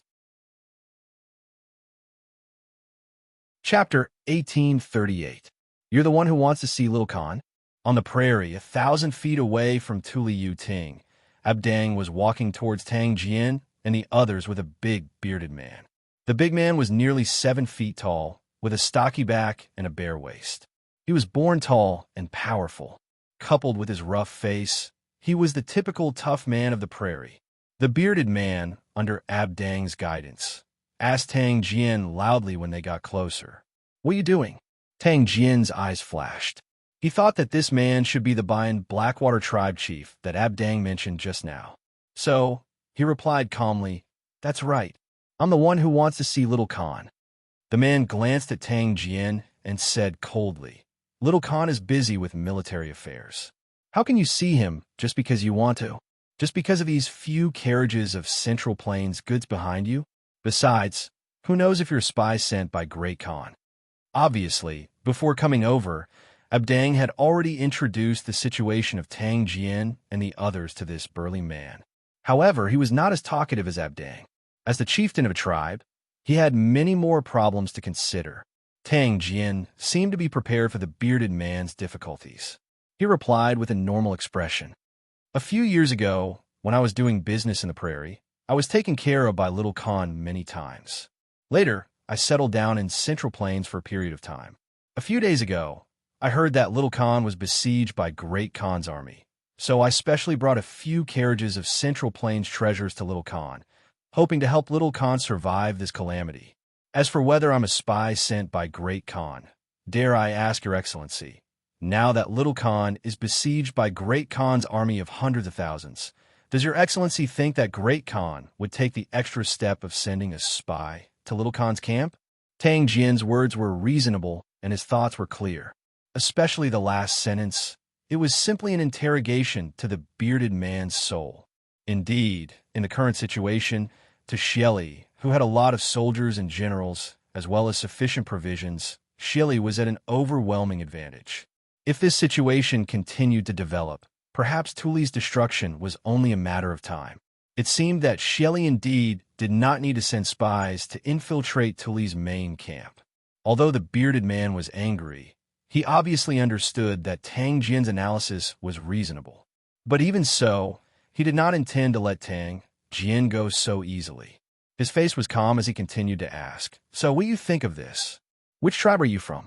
Also, you said that you were taken care of by the Little Khan when you were doing business in the grasslands. I have followed the Little Khan for almost 10 years. Why have I never heard of you?"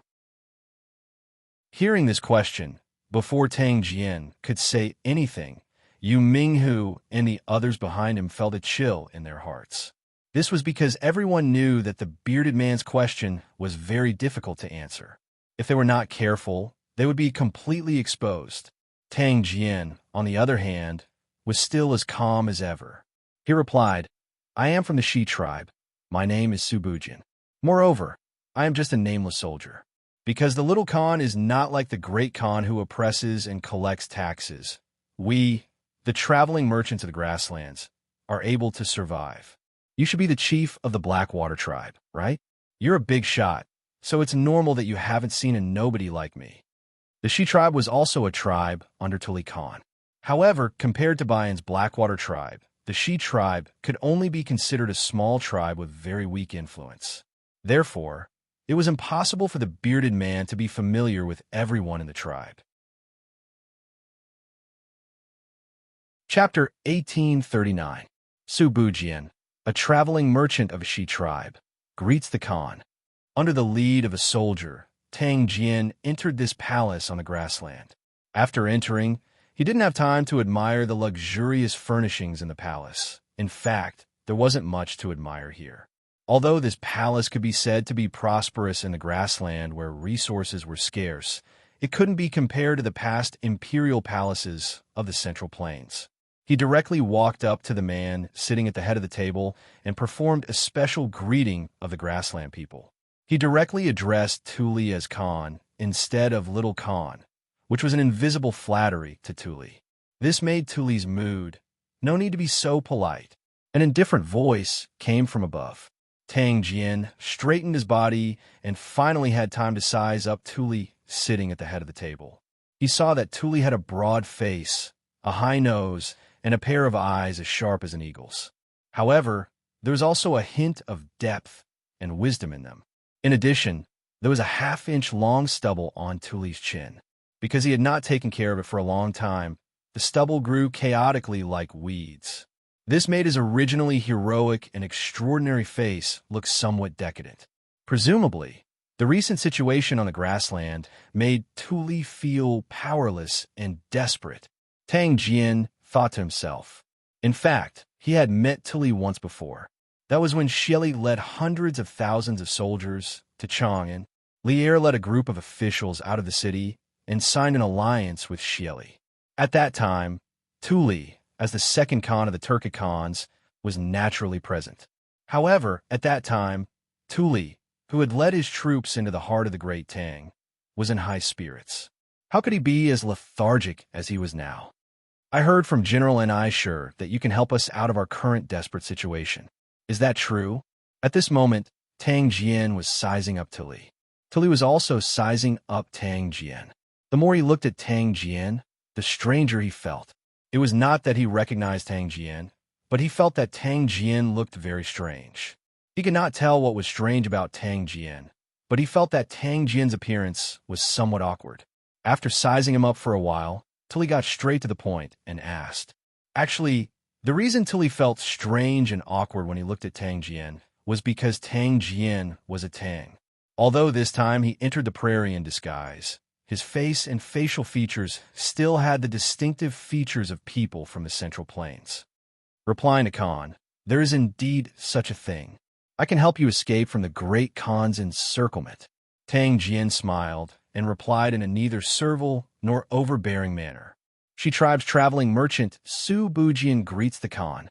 Under the lead of a soldier, Tang Jian entered this palace on the grassland. After entering, he didn't have time to admire the luxurious furnishings in the palace. In fact, there wasn't much to admire here. Although this palace could be said to be prosperous in the grassland where resources were scarce, it couldn't be compared to the past imperial palaces of the Central Plains. He directly walked up to the man sitting at the head of the table and performed a special greeting of the grassland people. He directly addressed Tuli as Khan instead of Little Khan. Unknowingly, he was flattering Tuli, which made Tuli's mood very bad. No need for formalities. An indifferent voice came from above. Tang Jian stood up straight. Only now did he have time to size up Tuli, who was sitting at the head of the table. He saw that Tuli had a broad face, a high nose, and a pair of eyes as sharp as an eagle's, but they also revealed a bit of profundity and wisdom. In addition, there was a half-inch long stubble on Tuli's chin. Chapter 1840. Your Majesty, Minister Xiao has returned to the city with the money from the fundraising event. Chang'an City, Taiji Palace, Suite Du Hall. The sky was getting dark. Lier, who had just finished reading the memorials, was about to head to the back of the palace for dinner when Zhao Song walked in. Oh, the fundraising event in Lantian County has ended? How much money was raised? Lier's eyes lit up when he heard that. He asked with great interest. He hadn't forgotten about his bet with Xiaoyu. Zhao Song smiled and replied, Your Majesty, the fundraising event ended at 4:45. As for how much money was raised, I don't know. But from the rumors, it should be quite a lot. Lier nodded and chuckled. Haha. Then we'll talk about it when Minister Xiao enters the palace. He then stood up from the dragon couch and walked towards the door. Since Xiaoyu hadn't arrived yet, he had to go and eat dinner. Lier wasn't too worried about the bet. Firstly, he believed in Li Zexuan's ability to create miracles. Even if he couldn't raise 250,000 strings of cash, Li Zexuan would definitely have other tricks up his sleeves. Secondly, even if Li Zexuan couldn't do it, Lier had other ways to raise 250,000 strings of cash. The Bureau of Commerce in the Guangdong region would send the tax revenue to the imperial court every 3 months. He could have Li Xiaogong hand over the tax revenue to the national treasury a month in advance. This wasn't a small sum of money and could completely make up for the deficit from the fundraising event. Actually, Lier had another trick up his sleeve, which was to have the Yanhuang Bank print money like crazy. Tang Yuan had become popular in all 300 states of the Great Tang and had gradually replaced copper coins.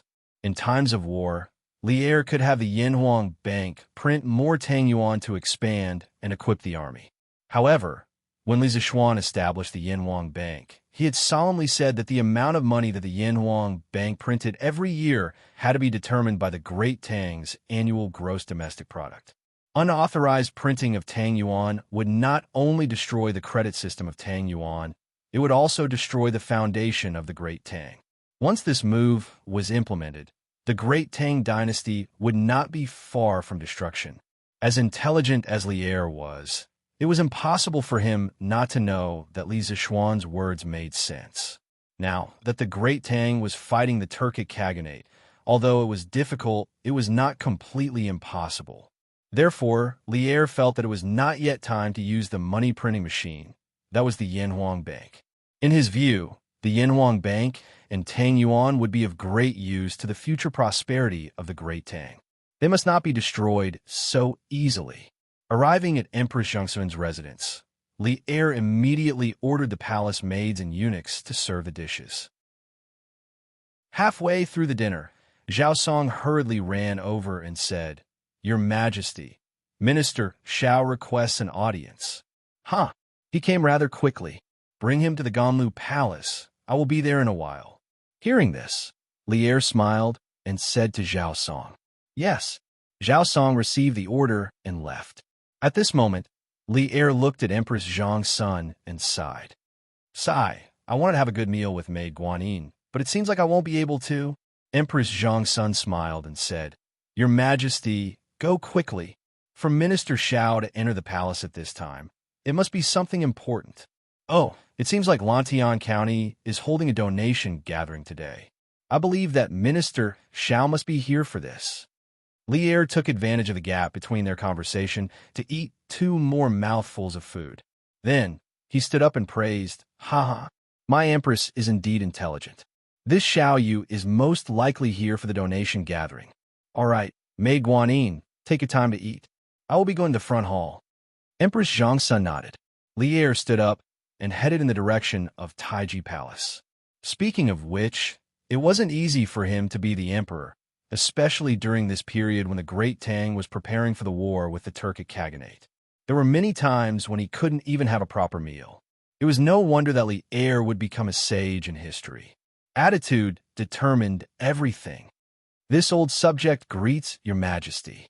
Arriving at the Ganlu Palace, Xiao Yu, who had been waiting for a while, quickly bowed and greeted. "Minister Xiao, you may dispense with the formalities." Li Er waved at Xiao Yu as he walked toward the dragon couch. Since he had already guessed Xiao Yu's intention for entering the palace, Li Er sat on the dragon couch and looked at Xiao Yu. He didn't keep him in suspense and directly asked, "How is it, Minister Xiao? Has the money raised from this donation gathering been enough to fund an army of 150,000 soldiers?" Xiao Yu's eyes narrowed as he clasped his hands at Li Er and sternly said, "This donation gathering has raised a total of 428,500 strings of cash, far surpassing this old subject's estimate. Your Majesty has won the bet, so this old subject congratulates your Majesty." "What? 428,500 strings of cash?" Even though Li Er had already mentally prepared himself, he still couldn't help but be taken aback by such a massive number from Xiao Yu's mouth. Just 15 minutes ago, he had been considering what to do if the money raised from this donation gathering wasn't enough. But now, happiness had come a little too suddenly. Truly so, in this donation gathering, not only did many merchants donate generously to the country, there were also many people this old subject didn't expect to participate. Speaking of this, Xiao Yu took out a book from his bosom and held it up with both hands. He said, "This old official has brought back the 428,500 strings of coins from the fundraising event and handed it over to the officials of the Ministry of Revenue to be counted and added to the national treasury. This is the detailed account of the fundraising event. Your Majesty, please take a look." "Good. My dear subject, you've worked hard this time." Li Er's eyes lit up as he sighed with emotion. Without his instructions, Zhao Song took the account book from Xiao Yu's hands and handed it over to Li Er. Li Er reached out to take the account book and began flipping through it, ignoring Xiao Yu in the hall. Due to the lack of time, the account book wasn't arranged according to the amount of donations. It was completely based on the order of the people who had appeared at the donation gathering. Li Er recognized many of the people at the front of the list, such as Li Zishuan, Lin Wenyuan of the Flaming Yellow Chamber of Commerce, and the world's righteous merchant Feng Jihua, whom he had personally conferred the title of world's righteous merchant. These people had all donated a considerable amount, with Li Zishuan taking the lead. Not only had he donated 30,000 strings of cash, but his Warm Tang Foundation had also donated 20,000 strings of cash. Altogether, they had contributed 50,000 strings of cash to the imperial court. Li Er couldn't help but be moved by this. He thought to himself, Li Zishuan might be a playboy most of the time, but when it comes to national interests and foreign wars, he's more attentive than anyone else. Li Er thought this way not only because Li Zishuan had started the donation gathering and contributed 50,000 strings of cash to the imperial court, but also because Li Zishuan had offered to forge new high-quality equipment for the expanded Black Armored Army. After that, Li Er had done some calculations in private. The new equipment worn by the 5,000 Black Armored Army from head to toe, from man to horse, would definitely be worth no less than 100,000 strings of cash. There weren't many people in the Great Tang who could fork out such a large sum. Even if there were people who could, they wouldn't offer to gift money like Li Zishuan had done. This was because not only would this money not benefit him, it might even arouse the suspicions of the emperor. Li Er knew that Li Zishuan, who had always been shrewd, would do such a foolish thing because of his sincerity towards the Great Tang. He wanted the Great Tang to prosper, and he didn't want the Great Tang to fall into the hands of foreign races. It was precisely because of this that Li Er had always regarded Li Zishuan in a different light and promoted Li Zishuan as an exception. Furthermore, whenever Li Zishuan made a mistake, Li Er would do his best to lighten the punishment on Li Zishuan. It was also because of Li Zishuan's sincerity that Li Er was willing to place his two favorite sons by Li Zishuan's side to learn and grow. Treasure House. What's the background of this shop? They can actually donate 30,000 strings of cash? Also, this name sounds familiar. Li Er skimmed through the list and saw that other than Li Zishuan, there was someone else who had donated 30,000 strings of cash. He couldn't help but take a second look at the list. Then, he frowned and muttered in confusion. Xiao Yu smiled and cupped his hands. Your Majesty, this treasure house is the property left behind by Wang Rinbiao, the governor of Qizhou. As for Li Jingqiu, who donated after him, she is Wang Rinbiao's new wife. The couple donated a total of 32,000 strings of cash. Oh, it's Wang Rinbiao? Hearing this, Li Er was suddenly enlightened. I heard that he was getting married a few days ago. I didn't expect that he would come with his new wife to donate money right after he got married. Wang Yu gave birth to a good son and a good daughter-in-law. Then, Li Er temporarily put aside Wang Rinbiao's matter and continued to read. The more he read, the more surprised he became. Slowly, he finally understood why Xiao Yu had told him that many unexpected people have come to this fundraising event. Cheng Ji Winery? Isn't that the winery of Cheng Jijia's family? He also donated 5,000 strings of cash. Qin Ji Clothing Shop? This is Shu Bao's shop. Baochang Pawn Shop? This is Jingda's pawn shop. Zhang Sun Wuji, Fang Xianling, Chu Suiliang, Kong Ingda, all the civil and military officials seem to have secretly participated in the fundraising event. Unlike other emperors, Li Er had subdued a large group of civil and military officials in the process of conquering the world. These people had worked with Li Er for so many years and had a very good relationship with him. Li Er knew most of the private lives of his officials like the back of his hand. Therefore, although Cheng Yaojin, Qin Xiong, and the others had participated in the fundraising event in the name of their own shops, most of them were still recognized by Li Er at a glance. Seeing that his officials were so supportive of him, Li Er couldn't help but feel touched. However, when he saw the next name, he couldn't help but twitch the corner of his mouth. Wei's Winery. Isn't this Wei Zhang's winery?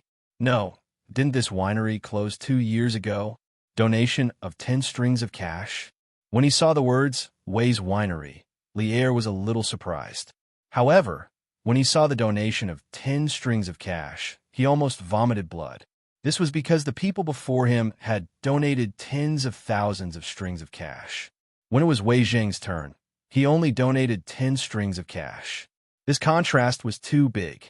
Cough, cough. Xuanqing's family's resources are limited. Your Majesty, please forgive us. Seeing this, Xiaoyu coughed dryly and pleaded for Wei Zheng in a low voice. Lier secretly rolled his eyes and couldn't be bothered to say anything. Lantian County's government donated 10,000 strings of cash. What's going on? Lier read 10 lines at a glance and quickly flipped to the last page of the account book. Suddenly, his eyes focused on a line in the middle of the last page of the account book, and he exclaimed in surprise. Chapter 1841. Lantian County was only a middle-sized county. Among the 1,500-plus counties in the Great Tang, Lantian County was definitely not one of the wealthiest counties. Of course, this was the Lantian County of the past. The current Lantian County was filled with shops and pavilions. The crisscrossing bluestone streets had all been changed to smooth cement roads. According to rumors, the Lantian County Yamen had the intention to expand Lantian County. The entire Lantian County had undergone huge changes in less than a year. Lier was naturally aware of these changes, but he did not know that the Lantian County Yamen had the ability to donate 10,000 strings of cash to the imperial court. 10,000 strings of cash. What kind of concept was this to a county yamen? In the entire Great Tang, the number of counties that had an annual tax income of more than 10,000 strings of cash could be counted on one hand. For example, Chang County and Wanyan County. These two counties had the advantage of being the capital of Chang, and the taxes collected every year were the highest in the entire Great Tang, exceeding 20,000 strings of cash. But how could a middle-sized county like Lantian County casually donate 10,000 strings of cash? Where do they get so much money? More importantly, the entire Lantian County was Li Zishuan's fief. Under such circumstances, shouldn't the taxes collected by the Lantian County Yamen all go to Li Zishuan's pocket? Why did the Lantian County Magistrate dare to donate 10,000 strings of cash to the imperial court on his own initiative? Could it be that this was instructed by Li Zishuan? The moment he saw the donation information on the Lantian County Yamen in the account book, many questions surfaced in Lier's mind. In this hall, the only person who could answer his questions was Xiaoyu, who had been to the donation event. In fact, when Xiaoyu heard that county magistrate had donated 10,000 strings of cash on behalf of the Lantian County Yamen in the afternoon, he was also in a daze. On the way back to Chang and from Lantian County, Xiaoyu had also been thinking about some questions regarding Lantian County. After cupping his hands, he said, "Your Majesty, ever since Lantian County became the fief of Marquis Yong, and the officials of the Lantian County Yamen have begun to develop businesses in the city according to Marquis Yong's wishes. For this reason, at the beginning of this year, the Lantian County Yamen established a Department of Commerce to ensure that merchants receive fair treatment in Lantian County and to ensure that they can do business normally. However, the Department of Commerce increased the tax rate of Lantian County by 5 times. But even so, there are still merchants from all over coming to Lantian County to do business. This is because in Lantian County, merchants are the same as commoners and craftsmen. They are all commoners, and there is no distinction between them. Cases regarding merchants will be handled by the Department of Commerce. Furthermore, the children of merchants can enter official schools in Lantian County and can also be admitted to Yanhuang College in the future. As a result, shops and restaurants in Lantian County sprang up like bamboo shoots after spring rain. The business in the city is also flourishing day by day. In addition, the Department of Commerce increased the tax rate by 5 times. As a result, the monthly tax revenue of Lantian County is more than 10 times higher than before. This old subject heard from County Magistrate He of Lantian County that Marquis Yong and did not take a single cent of the tax collected by the Lantian County Yamen and left it all in the Yamen. He ordered County Magistrate He and the others to use this money to improve the livelihood of the people in the county. This is called taking from the people and using for the people. Chapter 1842. In truth, before the Song Dynasty, the nomads of China basically did not have any iron smelting skills. The Xiongnu, Xinbei, Rurin, and the Turks of the Sui and Tang dynasties were all like this. They usually obtained their iron from two sources. One was through plundering the settled tribes, such as the people of the Central Plains. The second source was through secret transactions with special merchants, somewhat similar to modern weapons smuggling. By the Song Dynasty, the northern nomads were unprecedentedly powerful. The Khitans, Jin, and Xixia could no longer be considered nomads. They had their own iron smelting skills, and Xixia had even developed the more advanced cold forging technology of the time. Cold forged armor was once the strongest armor of the time. At that time, the Chinese Empire's control over iron was also much more lax, which was why cooking was so popular. As for the Mongols after the Song Dynasty, as the peak of nomads, they obtained iron through trade. At that time, there were many countries that could trade with the Mongols, so the Chinese Empire's unilateral control over the export of iron was meaningless. However, the Mongols were not good at smelting iron, but this did not stop them from plundering all sorts of people who knew how to smelt iron. Thus, the Mongols were able to grow stronger and control the Central Plains. Dugu Xian deduced that the assassin was not from the Turks, but from the Central Plains based on the needle-shaped weapon in his hand. This deduction was completely reasonable. In ancient times, when technology was not mature, it was not as easy to make a needle as it was in the modern era.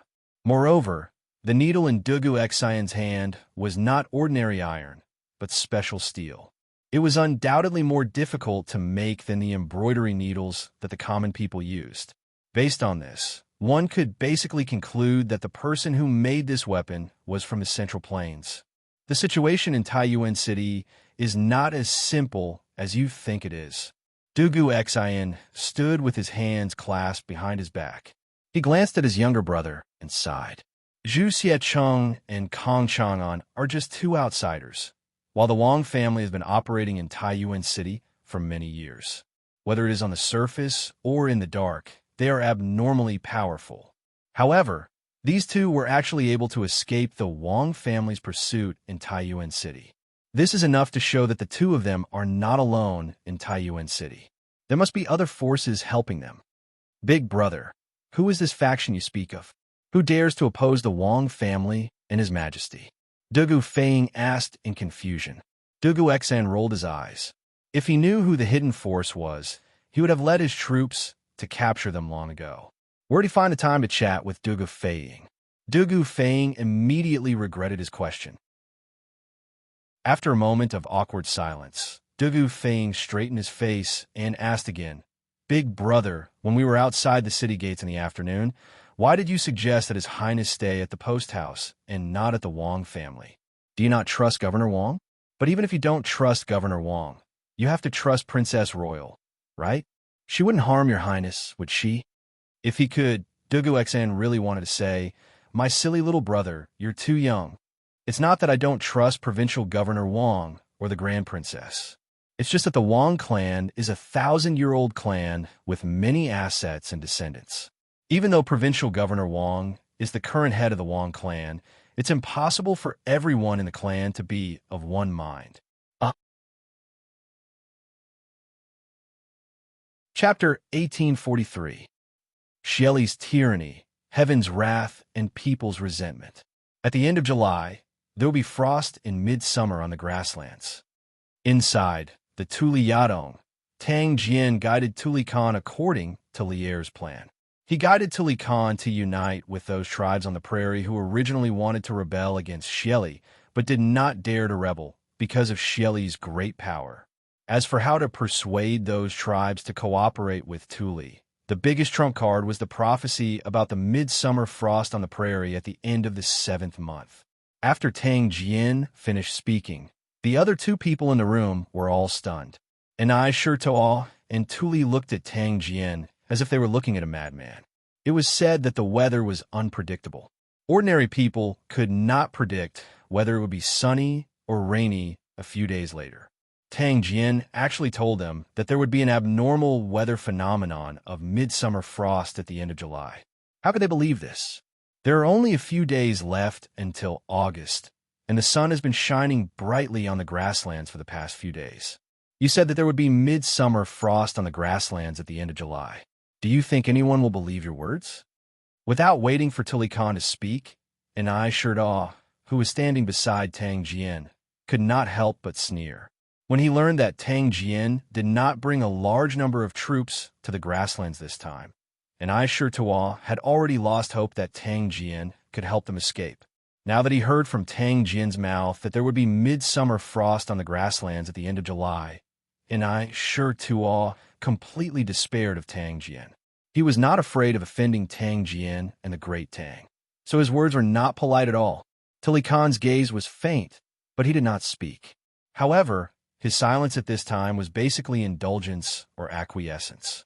Obviously, his thoughts were the same as Ni Shirtawa's, but it was inconvenient for him to say it. Tang Jian also understood that it was simply impossible for him to convince Tuli and Ni Shirtawa that the prairie would have frost in midsummer with just a few words. Speaking of which, when he first heard this language from Lier's mouth, his first reaction was the same as Tuli and Ni Shirtawa's. He thought it was simply absurd. But Lier had assured him with certainty that before the end of July or August, there would definitely be abnormal weather phenomena of midsummer frost on the prairie. At that time, Oldley nearly swore an oath. Relying on his many years of friendship with Lier, as well as his understanding of Lier's character, Tang Jian chose to believe in this absurd prophecy. He resolutely embarked on the long road to the grassland, and it was very likely to be a road of no return. Shelley's tyranny, heaven's anger, and people's resentment, midsummer frost on the grasslands at the end of July. Inside the Tuli Yadong, Tang Jian guided Tuli Khan according to Lier's plan. He guided Tuli Khan to unite with those tribes on the prairie who originally wanted to rebel against Shelley but did not dare to rebel because of Shelley's great power. As for how to persuade those tribes to cooperate with Tuli, the biggest trump card was the prophecy about the midsummer frost on the prairie at the end of the 7th month. After Tang Jian finished speaking, except for him, the remaining 2 people in the room were all stunned. And I Shirtawa and Tuli both looked at Tang Jian as if they were looking at a madman. It was said that the weather was unpredictable. Ordinary people could not predict whether it would be sunny or rainy a few days later. Tang Jian actually told them that there would be an abnormal weather phenomenon of midsummer frost on the grasslands at the end of July. How could they believe this? There are only a few days left until August, and the sun has been shining brightly on the grassland for the past few days. Yet, you say that midsummer frost will fall on the grasslands at the end of July? Do you think anyone will believe your words? Without waiting for Tuli Khan to speak, and I Shirdaw, who was standing next to Tang Jian, could not help but sneer. When he learned that Tang Jian did not bring a large number of troops to the grasslands this time, and I Shirtawa had already lost hope that Tang Jian could help them get out of trouble. Now, hearing from Tang Jian's mouth that midsummer frost would fall on the grasslands at the end of July, and I Shirtawa completely despaired of Tang Jian. He was no longer afraid of offending Tang Jian and the great Tang, so his words were not polite at all. Tuli Khan's gaze was faint, but he did not speak. However, his silence at this time was basically indulgence or acquiescence. Obviously, his thoughts were the same as Ni Shirtawa's, but it was inconvenient for him to say it out loud. Tang Jian also understood that it was impossible for him to make Tuli and Ni Shirtawa believe that midsummer frost would fall on the grasslands with just a few words. Speaking of which, when he first heard this from Lier, his first reaction was the same as Tuli and Ni Shirtawa's, that it was simply absurd. However, Lier had assured him that before the end of July and August, there would definitely be an abnormal phenomenon of midsummer frost on the grasslands. At that time, Oldley had almost directly sworn a poisonous oath. Relying on his many years of friendship with Lier, as well as his understanding of Lier's character, Tang Jian chose to believe in this absurd prophecy. He resolutely embarked on the long road to the grassland, and it was very likely to be a road of no return. Shelley's tyranny, the wrath of heaven and the resentment of men. At the end of July, midsummer frost will fall on the grasslands. Inside the Tuli Yadong, Tang guided Tuli Khan according to Lier's plan. He guided Tuli Khan to unite with those tribes on the prairie who originally wanted to rebel against Xieli but did not dare to rebel because of Xieli's great power. As for how to persuade those tribes to cooperate with Tuli, the biggest trump card was the prophecy about the midsummer frost on the prairie at the end of the 7th month. After Tang finished speaking, except for him, the remaining 2 people in the room were all stunned. And Shirtoa and Tuli both looked at Tang as if they were looking at a madman. It was said that the weather was unpredictable. Ordinary people would not be able to predict whether it would be sunny or rainy a few days later. Tang actually told them that there would be an abnormal phenomenon of midsummer frost at the end of July. How could they believe this? There are only a few days left until August, and the sun has been shining brightly on the grassland for the past few days. Yet you say that midsummer frost will fall on the grasslands at the end of July? Do you think anyone will believe your words? Without waiting for Tuli Khan to speak, and Shirtoa, who was standing beside Tang could not help but sneer. When he learned that Tang did not bring a large number of troops to the grasslands this time, and Shirtoa had already lost hope that Tang could help them escape. Now that he heard from Tang mouth that midsummer frost would fall on the grasslands at the end of July, and Shirtoa completely despaired of Tang He was no longer afraid of offending Tang and the great Tang, so his words were not polite at all. Tuli Khan's gaze was faint, but he did not speak. However, his silence at this time was basically equivalent to connivance or acquiescence. Obviously, his thoughts were the same as Shirtoa's, but it was inconvenient for him to say it out loud.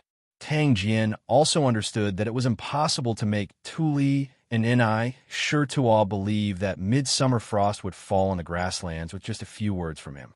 Speaking of which, when he first heard this from Lier, his first reaction was the same as Tuli and Shirtoa's. He thought it was simply absurd. However, Lier had assured him that before the end of July and August, there would definitely be an abnormal phenomenon of midsummer frost falling on the grasslands. At that time, Oldley had almost directly made a vow, relying on his many years of friendship with Lier and his understanding of Lier's character. Tang chose to believe in this absurd prophecy and resolutely embarked on the long road to the grasslands. Moreover, it was very likely to be a road of no return. Xieli's tyranny, the wrath of heaven and the resentment of men. At the end of July, midsummer frost will fall on the grasslands. Inside the Tuli Yadong, Tang guided Tuli Khan according to Lier's plan. He guided him to unite with those tribes on the prairie who originally wanted to rebel against Xieli but did not dare to rebel because of Xieli's great power. As for how to persuade those tribes to cooperate with Tuli, the biggest trump card was the prophecy about the midsummer frost on the prairie at the end of the 7th month. After Tang finished speaking, except for him, the remaining 2 people in the room were all stunned. And Shirtoa and Tuli both looked at Tang as if they were looking at a madman. It was said that the weather was unpredictable. Ordinary people could not predict whether it would be sunny or rainy a few days later. Tang actually told them that there would be an abnormal phenomenon of midsummer frost falling on the grasslands at the end of July. How could they believe this? There are only a few days left until August, and the sun has been shining brightly on the grasslands for the past few days. Yet, you say that midsummer frost will fall on the grasslands at the end of July? Do you think anyone will believe your words? Without waiting for Tuli Khan to speak, and Shirtoa, who was standing beside Tang could not help but sneer. When he learned that Tang did not bring a large number of troops to the grasslands this time, and Shirtoa had already lost hope that Tang could help them get out of trouble. Now that he heard from Tang mouth that midsummer frost would fall on the grasslands at the end of July, and Shirtoa completely despaired of Tang He was no longer afraid of offending Tang and the great Tang, so his words were not polite at all. Tuli Khan's gaze was faint, but he did not speak. But at this time, silence was basically indulgence or acquiescence. Obviously, his thoughts were the same as Ni Shirtawa's, but it was inconvenient for him to say it. Tang Jian also understood that it was impossible for him to make Tuli and Ni Shirtawa believe that midsummer frost would fall on the grasslands with just a few words. Speaking of which, when he first heard this from Lier, his first reaction was the same as Tuli and Ni Shirtawa's, that it was simply absurd. But Lier had assured him that before the end of July and August, there would definitely be an abnormal phenomenon of midsummer frost on the grasslands. At that time, Old Li had almost directly sworn a poisonous oath. Relying on his many years of friendship with Lier and his understanding of Lier's character, Tang Jian chose to believe this absurd prophecy and resolutely embarked on the long road to the grasslands, and it was very likely to be a road of no return. Shelley's tyranny, heaven's wrath, and people's resentment. At the end of July, midsummer frost will fall on the grasslands. Inside the Tuli Yadong, Tang Jian guided Tuli Khan according to Lier's plan. He guided Tuli Khan to unite with those tribes on the prairie who originally wanted to rebel against Shelley but did not dare to rebel because of Shelley's great power. As for how to persuade those tribes to cooperate with Tuli, the biggest trump card was the prophecy about the midsummer frost on the prairie at the end of the 7th month. After Tang Jian finished speaking, except for him, the remaining 2 people in the room were all stunned.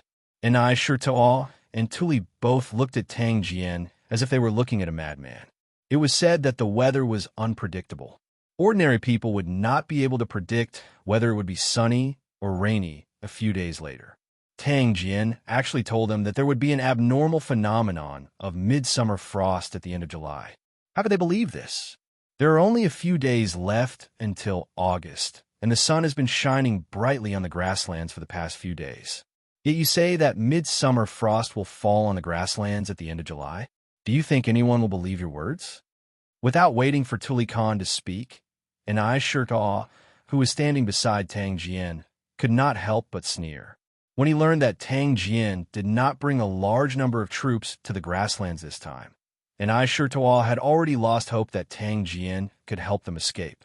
Now that he heard from Tang Jian's mouth that midsummer frost would fall on the grasslands at the end of July, Ni Shirtawa completely despaired of Tang Jian. He was no longer afraid of offending Tang Jian and the great Tang, so his words were not polite at all. Tuli Khan's gaze was faint, but he did not speak. However, his silence at this time was equivalent to connivance or acquiescence. Obviously, his thoughts were the same as Ni Shirtawa's, but it was inconvenient for him to say it. Tang Jian also understood that it was impossible for him to make Tuli and Ni Shirtawa believe that midsummer frost would fall on the grasslands with just a few words. Speaking of which, when he first heard this from Lier, his first reaction was the same as Tuli and Ni Shirtawa's, that it was simply absurd. However, Lier had assured him that before the end of July and August, there would definitely be an abnormal phenomenon of midsummer frost on the grasslands.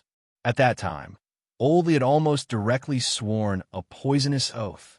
Relying on his many years of friendship with Lier, as well as his understanding of Lier's character, Tang Jian chose to believe in this absurd prophecy. He resolutely embarked on the long road to the grassland, and it was very likely to be a road of no return. Shelley's tyranny, the wrath of heaven, and the resentment of men. At the end of July, midsummer frost will fall on the grasslands. In the Tuli Yadong, Tang Jian guided Tuli Khan according to the plan that Lier had previously formulated. He had him unite with the tribes on the grasslands who originally wanted to resist Shelley, but did not dare to because of Shelley's power. As for how to persuade those tribes to cooperate with Tuli, the biggest trump card was the prophecy of midsummer frost on the grasslands at the end of July. After Tang Jian finished speaking, except for him, the remaining 2 people in the room were all stunned. Ni Shirtawa and Tuli both looked at Tang Jian as if they were looking at a madman. It was said that the weather was unpredictable. Ordinary people would not be able to predict whether it would be sunny or rainy a few days later. Tang Jian actually told them that there would be an abnormal phenomenon of midsummer frost at the end of July. How could they believe this? There are only a few days left until August, and the sun has been shining brightly on the grasslands for the past few days. Yet you say that midsummer frost will fall on the grasslands at the end of July? Do you think anyone will believe your words? Without waiting for Tuli Khan to speak, Enai Shirta, who was standing beside Tang Jian, could not help but sneer. When he learned that Tang Jian did not bring a large number of troops to the grasslands this time, Enai Shirta had already lost hope that Tang Jian could help them escape. Now that he heard from Tang Jian's mouth that midsummer frost would fall on the grasslands at the end of July, Enai Shirta completely despaired of Tang Jian. He was no longer afraid of offending Tang Jian and the great Tang. So his words were not polite at all. Tuli Khan's gaze was faint, but he did not speak. However, his silence at this time was basically equivalent to connivance or acquiescence. Obviously, his thoughts were the same as Enai Shirta's, but it was inconvenient for him to say it out loud. Tang Jian also understood that it was impossible to make Tuli and Enai Shirta believe that midsummer frost would fall in the grasslands with just a few words from him. Speaking of which, when he first heard this from Lier, his first reaction was the same as Tuli and Enai Shirta's, that it was simply absurd.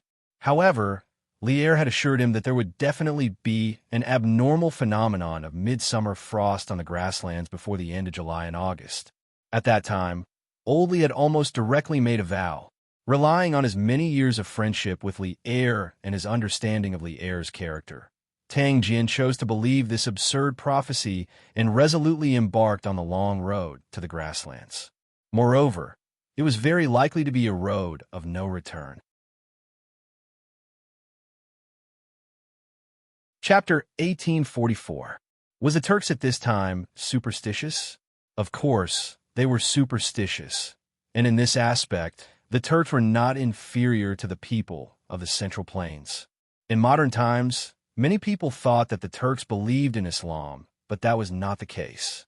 In China's history, the Turks during the Sui and Tang dynasties were influenced by Buddhism, Manichaeism, and Nestorianism, but most of the tribes actually practiced shamanism. Those who believed in shamanism were foreign Turks, not Chinese. The Turks claimed to be the descendants of the Turks. In the 10th century, when they migrated west from Central Asia, they met the Arabs who believed in shamanism. Shamanism had an unprecedented impact on them. Almost all the Turks who claimed to be the descendants of the Turks converted to the new religion and played a major role in the history of shamanism. From then on, their religion always maintained the characteristics of shamanism in the border areas. Simple martial arts, using creeds as war cries, seeing doctrines as mobilization orders, taking the territory of shamanism as their responsibility, filled with the fiery, straightforward, and confident appearance of the first generation of shamanism. But in China's history, it was impossible for the Turks to believe in shamanism, because shamanism was introduced into China around the 10th century. The Han Dynasty at the same time was the Northern Song Dynasty. This was common knowledge in history. At this time, the Turks mainly believed in shamanism. Shamanism had a long history, originating from the primitive fishing and hunting era. Before Genghis Khan established the Mongol Khanate, the dominant religion among the nomads in the northern grassland was shamanism.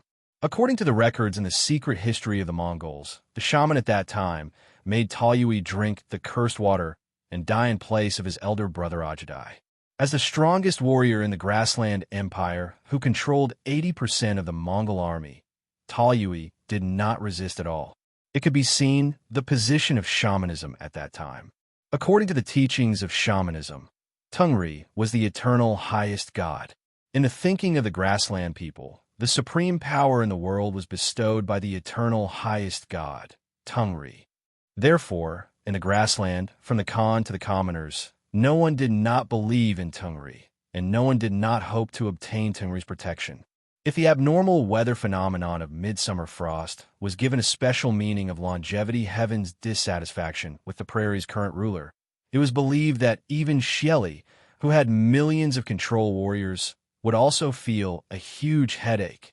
Tang Jian's stratagem seemed absurd, but after careful consideration, they realized that this stratagem was indeed feasible. Just as he said, if the midsummer frost fell and the stratagem succeeded, Tully's troops would be able to escape from Shelley's siege. If the stratagem failed, Tully would not suffer too much loss. Because they were already trapped in a desperate situation, the situation could not possibly get any worse. Haha, since that is the case, then this Khan can rest assured. Inside Tusk, Tully Khan chuckled. Then, with a concerned expression, he said, Emissary, you must be tired from the journey. This Khan will have someone bring you to the tent to rest. Tang Jian saw that he had said what he needed to say. So he cupped his hands and said, Thank you, Khan. Tully Khan nodded and shouted towards the outside. Not long after, 2 maidservants came in and led the 2 maidservants into the hall. Tang Jian exited the hall. Khan, are we really going to do as Tang Jian said? After Tang Jian left, and I Shichuo could not help but ask. Tully Khan frowned and did not speak. After a moment of silence, he said, Now we are like caged beasts. If we don't try, how can we escape? From tomorrow onwards, you will arrange for people to spread the news among the tribes about Shelley's misconduct. Longevity Heaven is furious, and frost will fall at the end of July. Remember to arrange for some clever people. Don't let the cat out of the bag. Seeing that Tully had made up his mind, and I Shichuo could not persuade him anymore. He could only nod and say, And I Shichuo obeys. After hesitating for a moment, he could not help but say, Khan, the Tangs are cunning. I think we can't fully believe Tang Jian's words. Tully nodded thoughtfully. After a moment, he ordered, Send someone to watch Tang Jian and his followers. Without this Khan's permission, they can't leave Tusk. No matter what, this person is still a duke of the Tang Empire. With him in our hands, he may be of some use in the future. And I Shichuo's eyes lit up. He immediately understood and said, Don't worry, Khan. I will definitely send someone to keep a close eye on Tang Jian. Your Majesty, why are you so happy? Did you encounter some good news? In the backyard of the palace, Empress Zhongsun was reading a book in boredom in her bedroom. She saw Li Er humming a tune and walking in from outside in high spirits. She could not help but put down the book in her hand and asked Li Er with a smile. In this boudoir, she and Li Er had always treated each other as husband and wife. Naturally, they did not need to greet each other like outside. Good news. Great news. Li Er laughed and walked quickly to Empress Zhongsun. He sat on the couch and reached out to hug the beauty beside him. Chapter 1845. What? The Liu family of Fanyang and the Li family of Zhao County are also participating in the donation gathering. In the bedchamber, Empress Zhongsun's exclamation instantly attracted Li Er's attention. He couldn't help but exclaim. Earlier, when he and Xiao Yu were in the suite du hall, Li Er saw that the Lantian County government had donated 10,000 strings of cash. He took the opportunity to discuss with Xiao Yu the way to get rich of Lantian County. Then, he went directly to the harem. As for the last few lines of the account book, he didn't look carefully, so he didn't know that Lu Qingqing and Li Jingxian were participating in the donation gathering.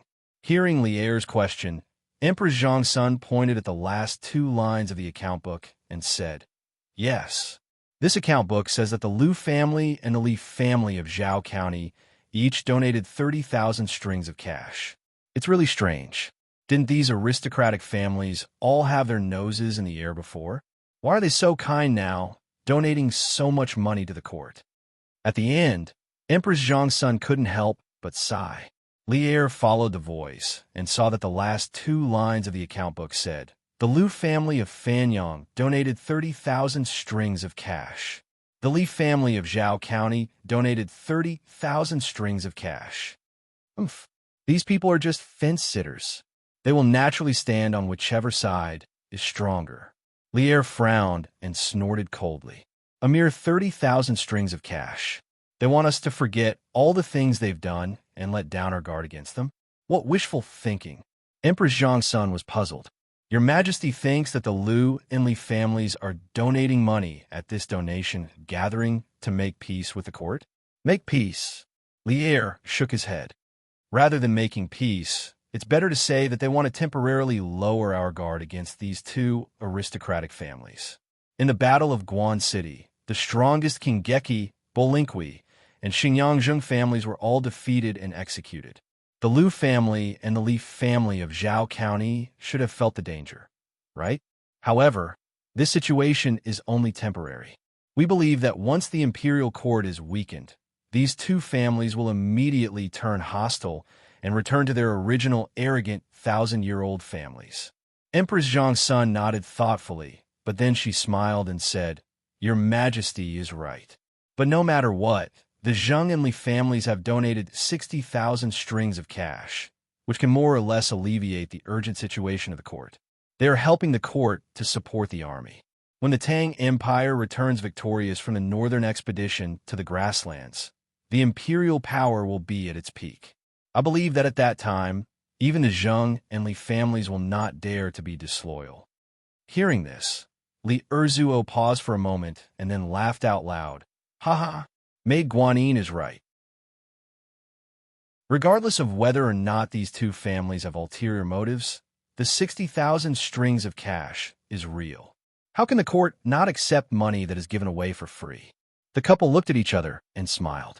Liu Qingxing and Li Jingxian, who were staying at the Longmen Inn in Lantian County, did not know of the conversation between Li Er and Empress Zhang's son. Otherwise, the two of them would have shouted, "This is a huge loss," or "We've been tricked."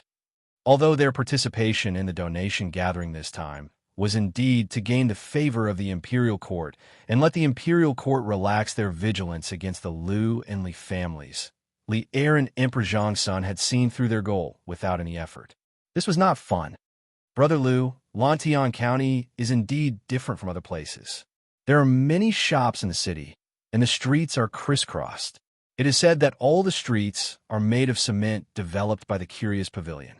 In this Longmen Inn, whether in Zhao County or Fanyang, there is no inn as grand and imposing as this.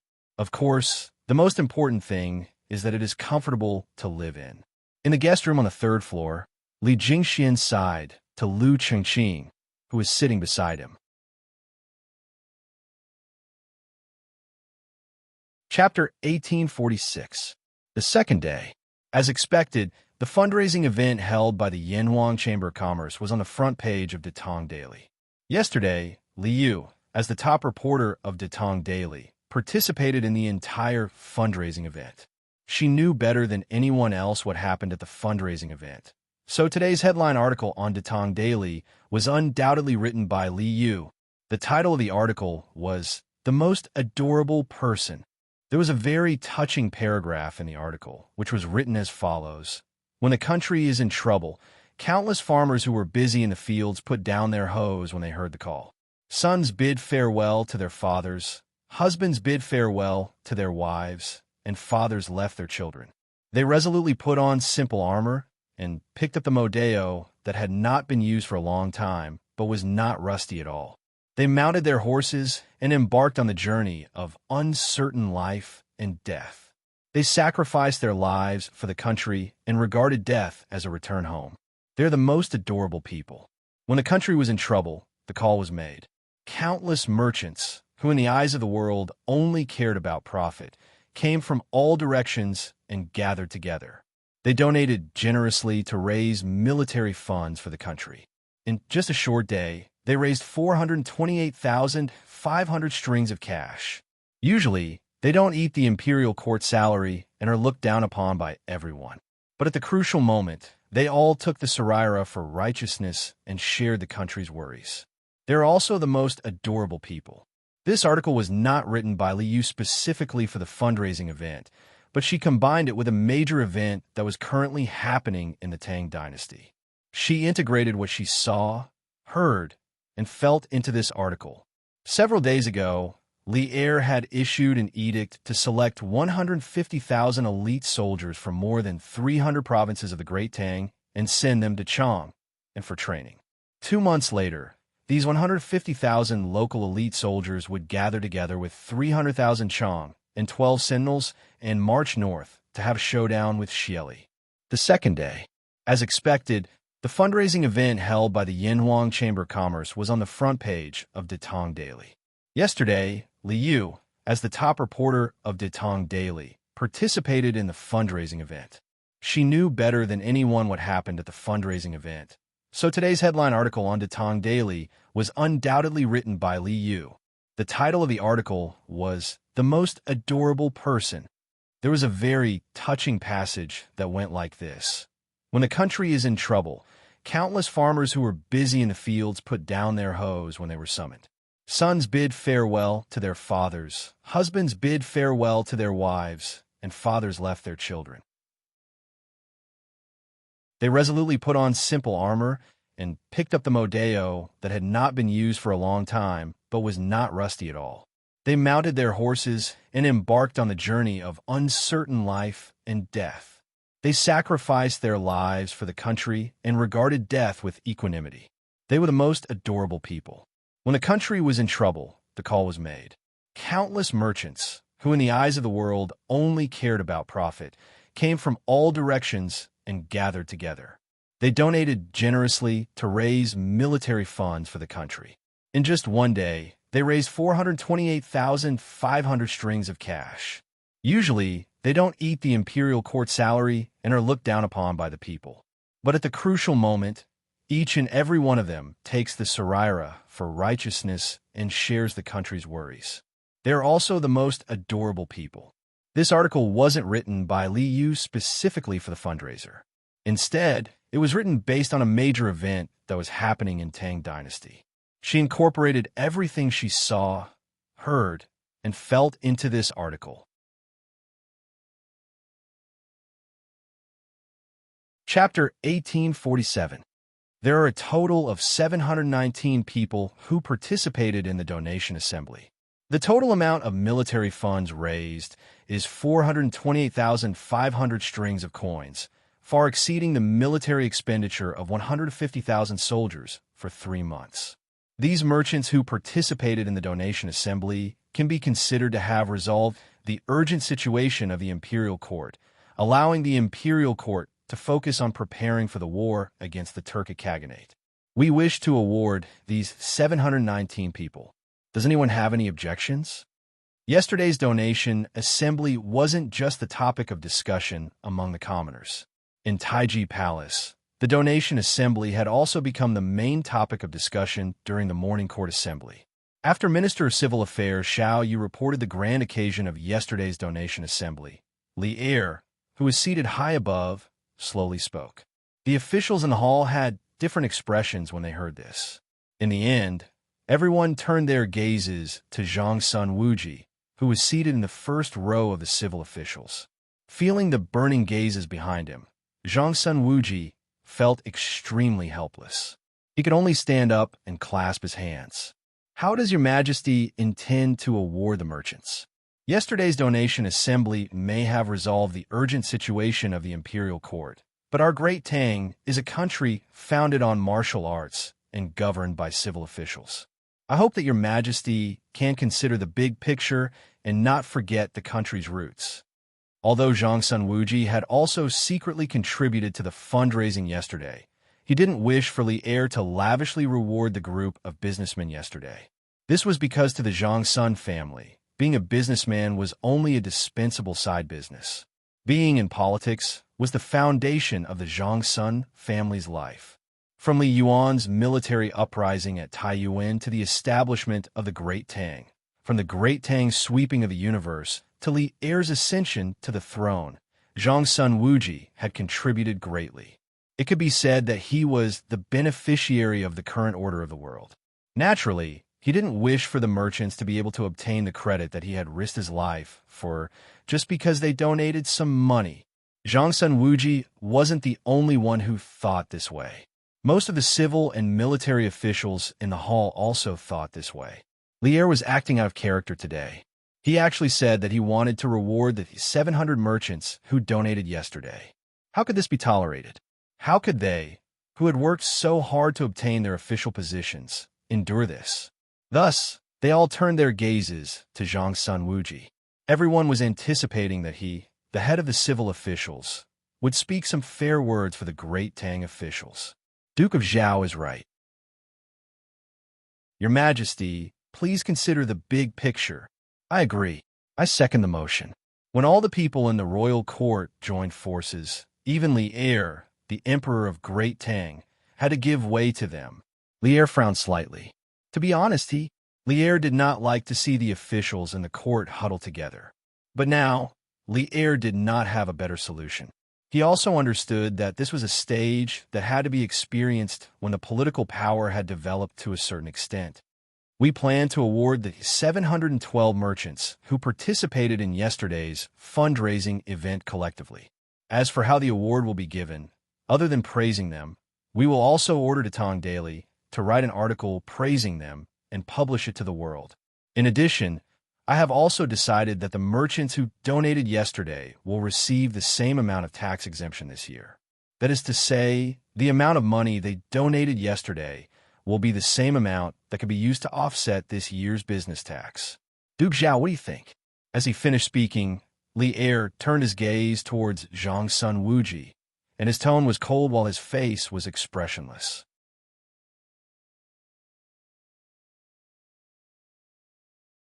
Chapter 1848. Li'er's rewards for the 700-plus merchants were not out of line. The only thing that might cause people to hesitate was the last reward. The merchants who donated money could enjoy the same amount of tax exemption this year. Yesterday, these 700-plus merchants donated a total of 420,000 strings of coins. Didn't this mean that the Great Tang Imperial Court would have to pay less than 400,000 strings of coins in tax this year? How could this be? But the reality was not like this. This time, the Yinhuang Chamber of Commerce held a large proportion of the participants were merchants from Lantian County. Firstly, it was because of the geographical advantage of being the host. After all, the Tang Daily's promotion of a charity fundraiser had only started 3 days ago. For those provinces and counties that were further away from Lantian County, these 3 days might not even be enough time for the news to reach their local area, let alone travel thousands of miles to Lantian County to donate money. Secondly, Lantian County had a unique business environment. Moreover, the business atmosphere was very strong. The number of merchants in the city could be 10 times more than other counties. Moreover, Lantian County was the headquarters of the Yinhuang Chamber of Commerce. Not to mention Lantian County, even in the entire Great Tang, which merchant would dare to not give face to the Yinhuang Chamber of Commerce? Therefore, of the 700-plus merchants who participated in the charity fundraiser yesterday, nearly half of them came from Lantian County. Moreover, the total amount they donated accounted for at least 60% of the total donations. What did this mean? It meant that once Li'er's rewards were implemented, the one who would suffer the greatest loss would not be the Imperial Court, but Li Zishuan. Because Lantian County was Li Zishuan's fief, the taxes collected every year were not handed over to the Imperial Court, but to Li Zishuan. Of course, as the landlord, Li Zishuan could very well refuse to implement Li'er's rewards. According to convention, the policies of the fief could be different. However, if he did so, it was inevitable that many people would secretly say that Li Zishuan was stingy. This was something that Li Zishuan could not tolerate. Therefore, although the last reward of Li'er's rewards seemed excessive, no one objected. This was because everyone was clear in their hearts. Li'er's rewards for the 700-plus merchants were not excessive. The only thing that might cause people to hesitate was the last reward. The merchants who donated money could enjoy the same amount of tax exemption this year. Yesterday, these 700-plus merchants donated a total of 420,000 strings of coins. Didn't this mean that the Great Tang Imperial Court would pay less tax this year by 400,000 strings of coins? How could this be? But the reality was not so. This time, the Yinhuang Chamber of Commerce's fundraising event was organized by the merchants of Lantian County. Firstly, it was because of the geographical advantage of being the host. After all, the Tang Daily's promotion of the fundraising event had only started 3 days ago. For those provinces and counties that were further away from Lantian County, these 3 days might not even be enough time for the news to spread, let alone travel thousands of miles to Lantian County to donate money. Secondly, Lantian County had a unique business environment. Moreover, the business atmosphere was very strong. The number of merchants in the city might be 10 times more than other counties. Moreover, Lantian County was the headquarters of the Yanhuang Chamber of Commerce.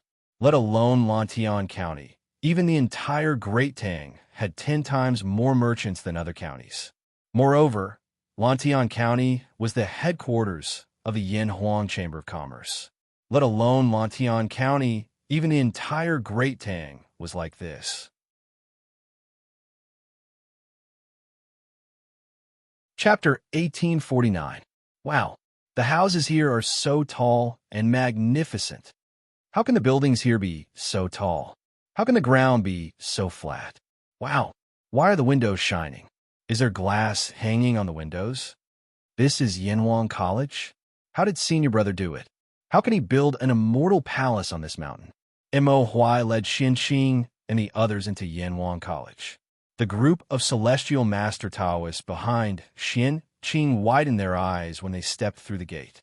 Everyone was so shocked by the magnificent scene in front of them that they could not close their mouths. Some of the younger ones could not help but exclaim softly, "Junior uncle, why is Senior Brother's Yanhuang College so much more magnificent than our Jingyi Temple?" The youngest Taoist, who seemed to be around 10 years old, saw that the distance between Xinqing and Mo Huai had widened. He hurriedly walked behind Xinqing, grabbed the latter's wide sleeve, and asked in a low voice. Hearing this, Xinqing did not know whether to laugh or cry. The Jingyi Temple that the little Taoist mentioned was the cultivation place of the Celestial Master Taoists in this era on Mount Longhu. The Celestial Master Taoists originated from the second year of Yongyuan in the Eastern Han Dynasty, 90 AD. Zhang Daoling had been practicing alchemy and teaching in the Mount Longhu area for more than 30 years. He had left many relics and legends of his cultivation and alchemy in the Mount Longhu area. These included the alchemy stove in front of the alchemy rock, the Zhuoding pool, the sword testing stone, the Western Immortal Source, the Bila Cave, the Celestial Master Cottage, and so on. Mount Longhu also became the birthplace of Taoism. After that, through the Jin Dynasty, Tang Dynasty, Song Dynasty, Yuan Dynasty, and Ming Dynasty, the Celestial Master Taoists had always been the center or dominant position of China's Taoism. The Celestial Master Taoists had been passed down for 3 generations in Sichuan. Ling passed down to Ziheng, Heng passed down to Zilu. The 4th generation, Zhang Shengxian, still lived in Mount Longhu in Jiangxi.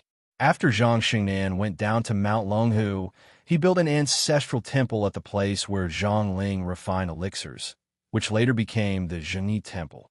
He also built a seal teaching altar nearby and honored Zhang Ling as the leader of the Zhengyi Celestial Master.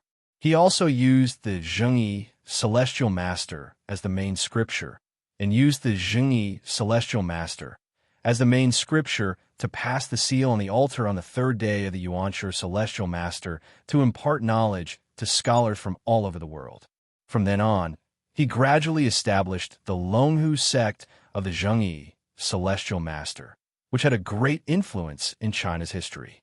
In history, after the Celestial Master sect moved to Mount Longhu, they had been in a state of seclusion for a long time. There were few records of them in the history books.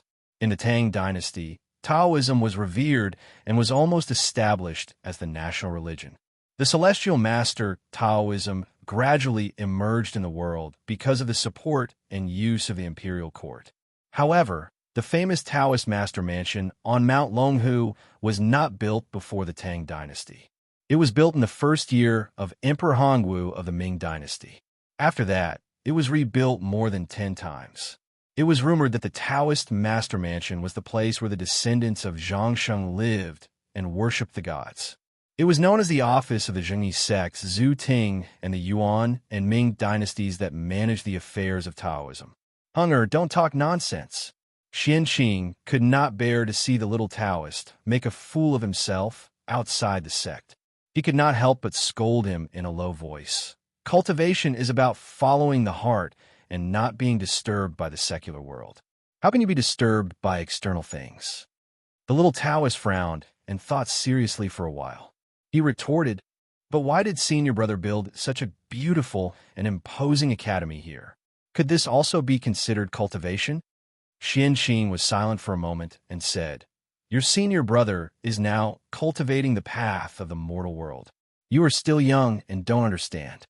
After that, he no longer cared about the little Taoist. He lifted his feet and quickly chased after the black scholar in front of him, leaving the little Taoist alone behind to ponder. The current head of the Celestial Master Taoist sect on Longhu Mountain was called Feng Lingzi. His real name was Zhang Zixiang, and he was the 10th Celestial Master in the history of the Celestial Master Taoist sect. The little Taoist was Zhang Zixiang's grandson. His name was Zhang Heng. He had been quite intelligent since he was a child and followed Zhang Zixiang to learn Taoist skills. When Li Zixuan joined Longhu Mountain with spiritual master Ling Su, Zhang Heng was only 3 or 4 years old.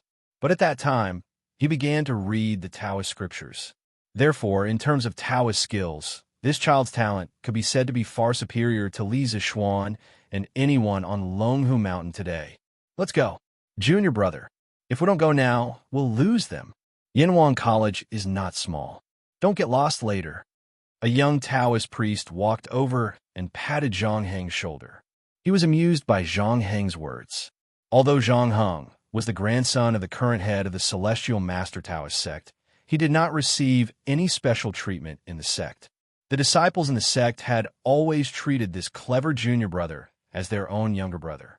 This time, Feng Lingzi selected a group of elite disciples to follow Xianxing down the mountain to experience the world.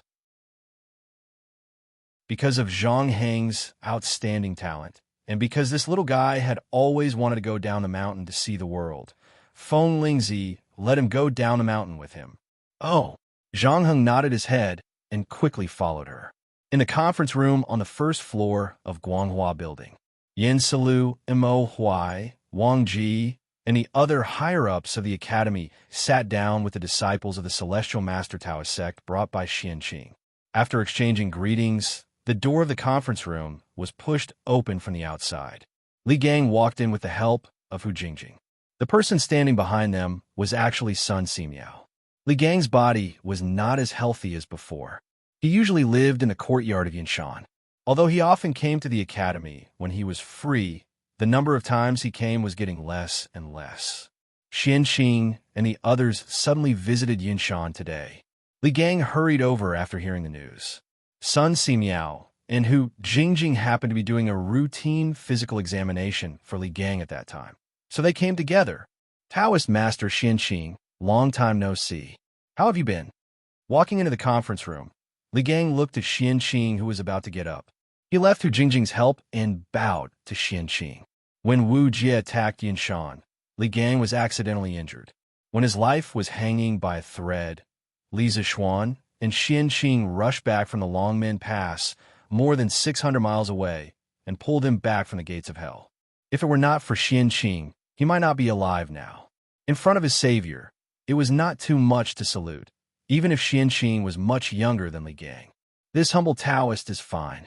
Has Teacher Wenji been well recently? In front of Li Gang, Xianxing, who had always been cold and aloof, did not dare to be arrogant. He stood up and bowed solemnly, then asked. The group of Longhu Mountain disciples sitting next to Xianxing now knew that the old man who came in was the famous Li Gang. Li Gang, who had been the teacher of 2 princes, was also the one who, in the face of the invasion of the foreign races, shouted to the invincible Wu Jie, "This old man respects the heavens and the earth, respects morals, and fears the people. You are just a barbarian. How can I be threatened by you?" Li Wenji, Li Gang. The Battle of Yinshan that night had evolved into many different versions through word of mouth. Some said that Wu Jie had 3 heads and 6 arms, and his eyes were filled with lightning. Some said that the academy was full of masters, and that the heavens and the earth changed color. However, one thing did not change, and that was when Li Gang faced the great Grandmaster Wu Jie that night. His fearless and awe-inspiring shout had been widely spread among the people without missing a word. Countless people of Tang, as well as scholars, were in awe of the old man because of this. Although the Celestial Master sect of Longhu Mountain lived in seclusion, Xianxing had led these disciples all the way here and had more or less heard about this matter. When they saw the kind old man with white hair and a face full of wrinkles, all the disciples of Longhu Mountain were in awe. They all stood up spontaneously and respectfully saluted Li Gang. "Greetings, Teacher Wenji." Since Zhang Daoling founded the Celestial Master sect, the disciples of the Celestial Master sect had not cared much about worldly affairs for hundreds of years. However, one thing was undeniable, and that was that the disciples of the Celestial Master sect were all Han people, descendants of the Yin Emperor and the Yellow Emperor. Although their national consciousness was relatively weak, they still had a strong racial consciousness in their minds. Otherwise, spiritual master Lingxiu would not have killed more than 200 Turkic wolf riders in a rage because of the Turkic wolf riders plundering the border villages of Tang. Although Li Gang did not have the strength to truss a chicken, he was fearless in the face of the invasion of foreign tribes. He raised his head and angrily rebuked the enemy leader, which had greatly increased the prestige of the Han people. In the face of such a righteous old man, the disciples of Longhu Mountain all respected him from the bottom of their hearts. These must be the outstanding disciples of the Celestial Master sect, right? Sit down. Quickly sit down. Li Gang looked at the disciples of Longhu Mountain beside Xianxing and said with a kind smile. After a round of pleasantries, everyone sat down again. This time, I'm under the orders of the sect leader to bring 22 disciples of the Celestial Master sect down the mountain to gain experience. Since the Celestial Master sect has not been in contact with the secular world for many years, I'm afraid that I will cause a lot of trouble for you in the future. After everyone was seated, Xianxing cupped his hands in greeting to Li Gang, Yin Silu, and the others.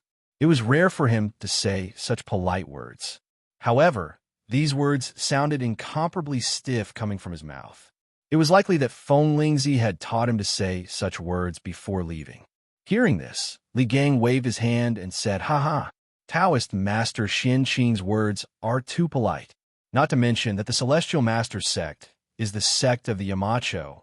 If it wasn't for Taoist Master Xianxing's help last time, I'm afraid that I would be dead by now. This time, the Celestial Master sect's disciples are going down the mountain to gain experience, so the Academy should receive them. What's more, Taoist Master Sun's medical center and medical school are short of manpower now. The Celestial Master sect is the orthodox Taoism in the world, and its disciples must have dabbled in divination. If you can help, it will be the fortune of the joint medical center of Yanhuang College and Tang Empire. I should thank you instead. Sun Simiao also nodded at this time and said, Mr. Wenji is right. Now, whether it is the joint medical center of Tang Empire or the medical school of the Academy, they are in urgent need of medical masters with superb medical skills. And to be honest, I have been writing a medical book these years. It is a medical book that integrates some of the diseases and treatment prescriptions that I have encountered in my travels over the years. It is a medical book that will be passed down to the future generations. But recently, I have been entangled with the affairs of the medical center and the academy. It is really difficult for me to concentrate all my energy on writing a medical book. Although the Celestial Master sect of Longhu Mountain is good at Taoism and martial arts, its medical skills are still the best in the world. If I can get your help, I will definitely be relieved a lot, and I can finish writing this medical book a few years earlier. The medical book that Sun Simiao was talking about was the half-finished prescriptions for 1,000 gold that Li Zixuan had seen in the courtyard where he lived. Since he was tricked into Yanhuang College by Li Zixuan, although Sun Simiao felt that he was getting closer and closer to his ideal, the progress of writing this medical book was getting slower and slower because the burden on him was getting heavier and heavier. Unlike Xianxing, who was born in a famous sect, Sun Simiao was also a cultivator, but his medical skills were summed up from countless practice experiences. Strictly speaking, Sun Simiao could only be regarded as a casual cultivator, because he did not belong to any sect.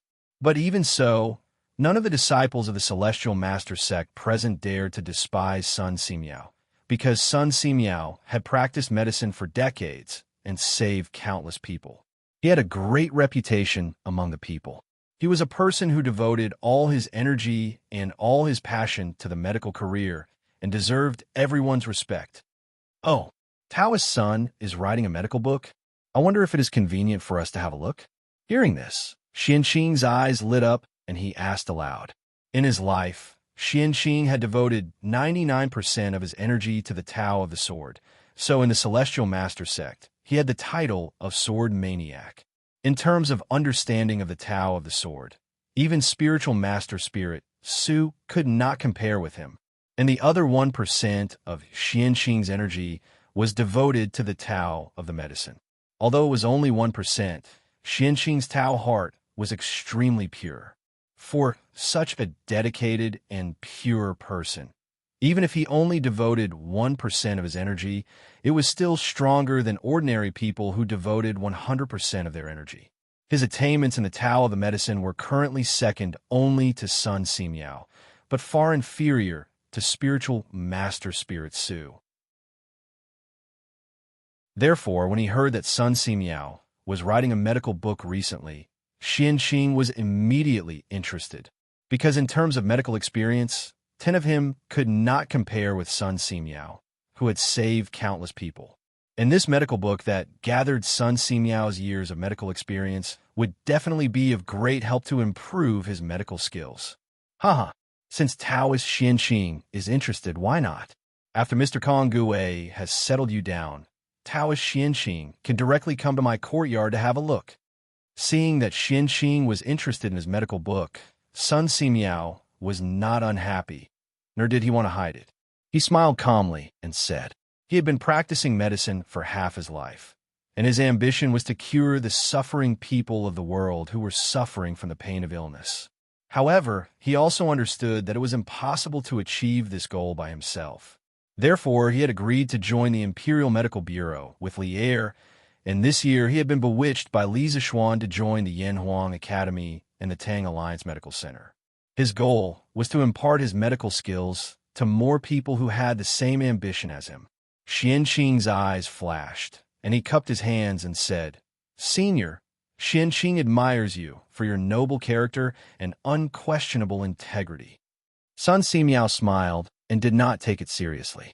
At this time, Yin Silu said, Taoist Xianqing led 22 disciples of the Celestial Master sect down the mountain this time. It happens that there are a few vacant courtyards on Yinshan Mountain. Yamacho is not in the academy at this time, so I will make a decision on behalf of the Yamacho to let your disciples temporarily live in the 12th, 13th, 14th, 15th, and 16th courtyards on Yinshan Mountain. In this way, Taoist Xianqing and your disciples can go to the medical center and the Tang United Medical Center easily. What do you think, Taoist Xianqing? Xianqing did not have any special requirements for the residence of his disciples. Hearing this, he nodded and said, I will follow Mr. Kong Gui's arrangement.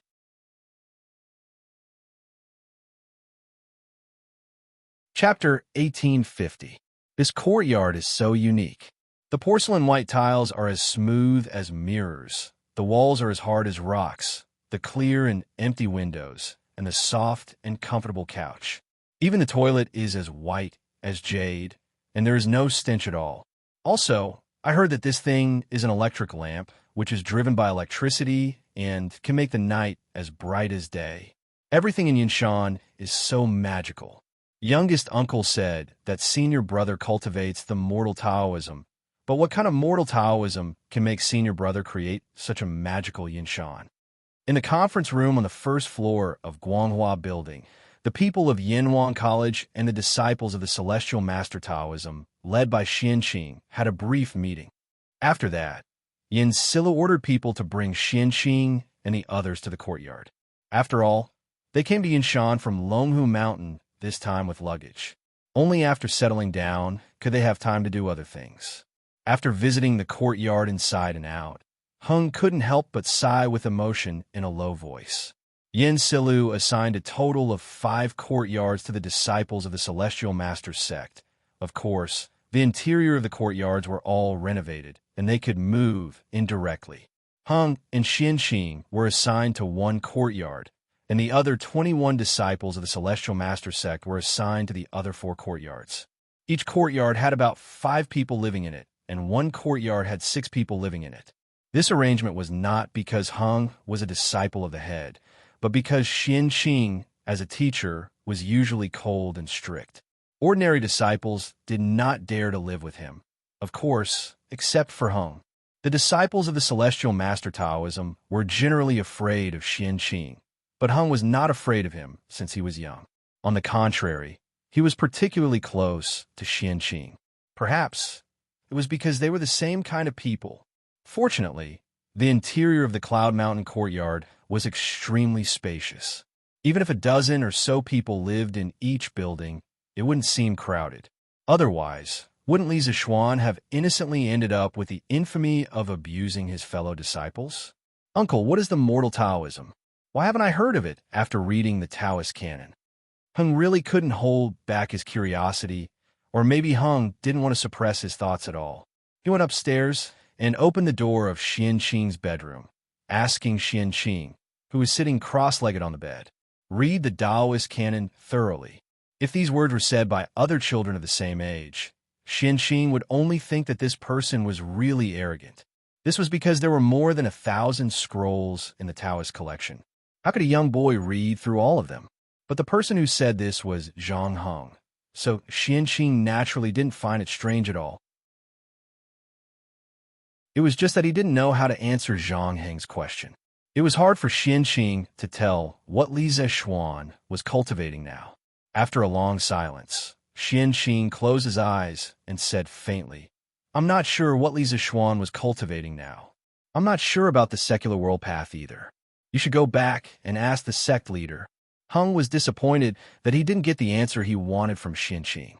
He frowned and replied, "Oh, but grandfather is far away in Mount Longhu. If you want to ask, you can only wait until you return to the sect.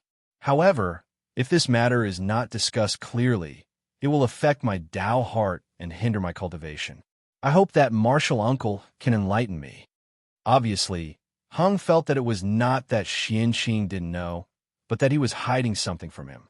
Hearing this, Xianxing still said faintly, "I can't help you with this matter. Either you go back and ask the sect leader, or you find a chance to ask your senior brother directly." Xianxing was obsessed with swordsmanship all his life and didn't care about the secular world. How could he explain clearly what the secular world path was? Hung really asked the wrong person this question. Seeing that Xianxing insisted on not telling him, Hung had no choice but to leave. But when he turned around and left, he couldn't help but murmur, "The secular world sect is truly miraculous. It actually allowed senior brother to create such uncanny workmanship. There's even electricity and electric lamps.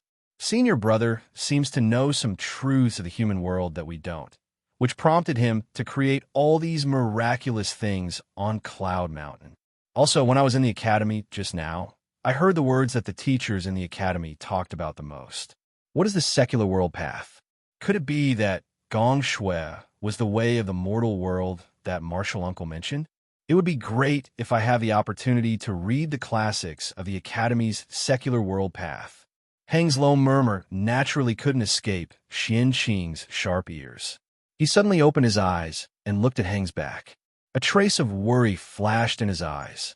Who would have thought that someone as cold as Xianxing, who usually didn't care about anything except swordsmanship, would show a worried look at this time? If Feng Lingzi, the sect leader of the Celestial Master sect who was familiar with him, saw this, he would be shocked. But if Feng Lingzi knew the cause and effect of this matter, he would have a different feeling. After a night's rest, everyone should be almost recovered, right? In a wing room of the courier house in Taiyuan, 32 students gathered together. This wing room, which was originally relatively spacious, seemed a little crowded at this time. Li Tai looked around at everyone and asked aloud. These days, they had been rushing all the way and were tired. Although everyone ate well and slept well along the way, the long journey inevitably consumed a lot of their energy. Now that they had arrived at their first destination, Taiyuan, they didn't need to hurry for a short time. So this morning, Li Tai and Mo Che deliberately didn't wake everyone up early as usual, which made the teachers and students of the academy sleep in. Although we haven't fully recovered after a whole night's rest, we are much more energetic now. We all know that time is tight. Chinke, you can assign tasks to everyone. Qin Huayu knew why Li Tai asked this question, so he stepped forward and cooperated. As the representative of the teachers of the academy, Mo Che also said Huayu is right. Time is tight on this trip to the north, and the tasks are heavy. All of us are shouldering the heavy responsibility of the Yamacho and the teachers of the academy. Since everyone has rested enough, let's officially begin the mission today. Chinke, you arrange it. The teachers and students of the academy remembered the earnest requests of Li Gang, Mo Huai, and Yin Silu before they left, and also remembered that their Yamacho was in the army, contributing to the imperial court's war against the Turks, so they couldn't help but nod in agreement. Seeing this, Li Tai breathed a sigh of relief and said with a straight face, "Good. Since that's the case, let's begin the mission today. In the morning, the members of the first group will follow me to the provincial governor's mansion to participate in the selection of the telegraph relay station. We must finalize the specific location of the telegraph relay station before noon." This time, the Academy had dispatched a total of 32 elite members of the Trump Car Project, and these 32 people had been divided into 8 groups of 4 before they came. As soon as Li Tai finished speaking, Qin Huayu, Meng Wenhao, and Iron Egg stepped forward and cupped their hands in obeisance. Yes, the 3 of them, together with Li Tai, were the members of the first group. Li Tai nodded and then ordered, "The members of the second, third, and fourth groups will be led by Li Yin and Jia Jian. Your task today is to count the supplies we brought north this time and see if there is anything missing. The second is to assemble the machines needed to build the telegraph relay station, such as the firepower generator, telegraph transceiver, battery pack, and so on, in advance." Li Yin, Jia Jin, Zheng Ziren, and the other 12 people cupped their hands in obeisance and said in unison, "Yes." The members of the 5th and 6th groups, after confirming the location of the telegraph relay station in the morning, follow the members of the first group to the destination to survey. Remember, our goal is very simple. That is, to make our telegraph relay station meet the parameters set by Yamacho with the smallest amount of work and the shortest construction time. Yes. The members of the 7th and 8th groups, led by Mr. Mo Chue, are responsible for coordinating the transportation of supplies and the feasibility evaluation of the early stage of the project. If you find anything unreasonable, please raise it as soon as possible and participate in the discussion and correction. Try to minimize the delay of the project as much as possible. Yes, Li Tai spoke confidently and frankly. Perhaps it could be said that he'd already rehearsed and planned this in his heart many times before this, so he was able to clearly assign today's mission to everyone in a few words. It had to be said that this trip to the north was a very good opportunity for Li Tai to train his leadership ability. An engineering student who only knew how to do experiments and analyze the results of experiments was not what Li Zishuan urgently needed. However, if this engineering student not only had good grades and strong practical skills, but also had outstanding leadership ability, then Li Zishuan needed him too much. With the development of engineering, there were bound to be many scientific research projects with interdisciplinary disciplines. It was impossible to complete them with the strength of one person. At that time, a scientific research team would be needed.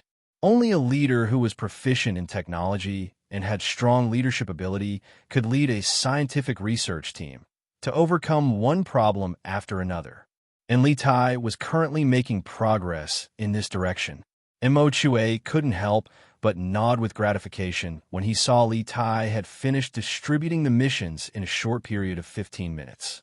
Moreover, he distributed them in an orderly and reasonable manner. All along the way, he'd always been witnessing Li Tai's growth and improvement. In addition, for everyone's safety, each group must have an Imperial Guard by your side when you're on the move. No one is allowed to act alone at any time, under any circumstances. This is an iron law that everyone must abide by, including me. After assigning the tasks, Li Tai's expression suddenly turned serious. He looked at the crowd and said, "In a moment, General Dugu will assign guards to each group. Our actions must not be out of the line of sight of the Imperial Guard guards. In addition, General Dugu will distribute signal fireworks to each group. If there is an emergency in the city, you must immediately use the fireworks to signal for help." In order to arouse everyone's vigilance, Li Tai emphasized, "This is not alarmist talk, nor is it making a mountain out of a molehill. This is for the sake of the Academy's mission and for everyone's safety. Please remember that the war between the Great Tang and the Turks is imminent. Taiyuan City may not be as safe as before."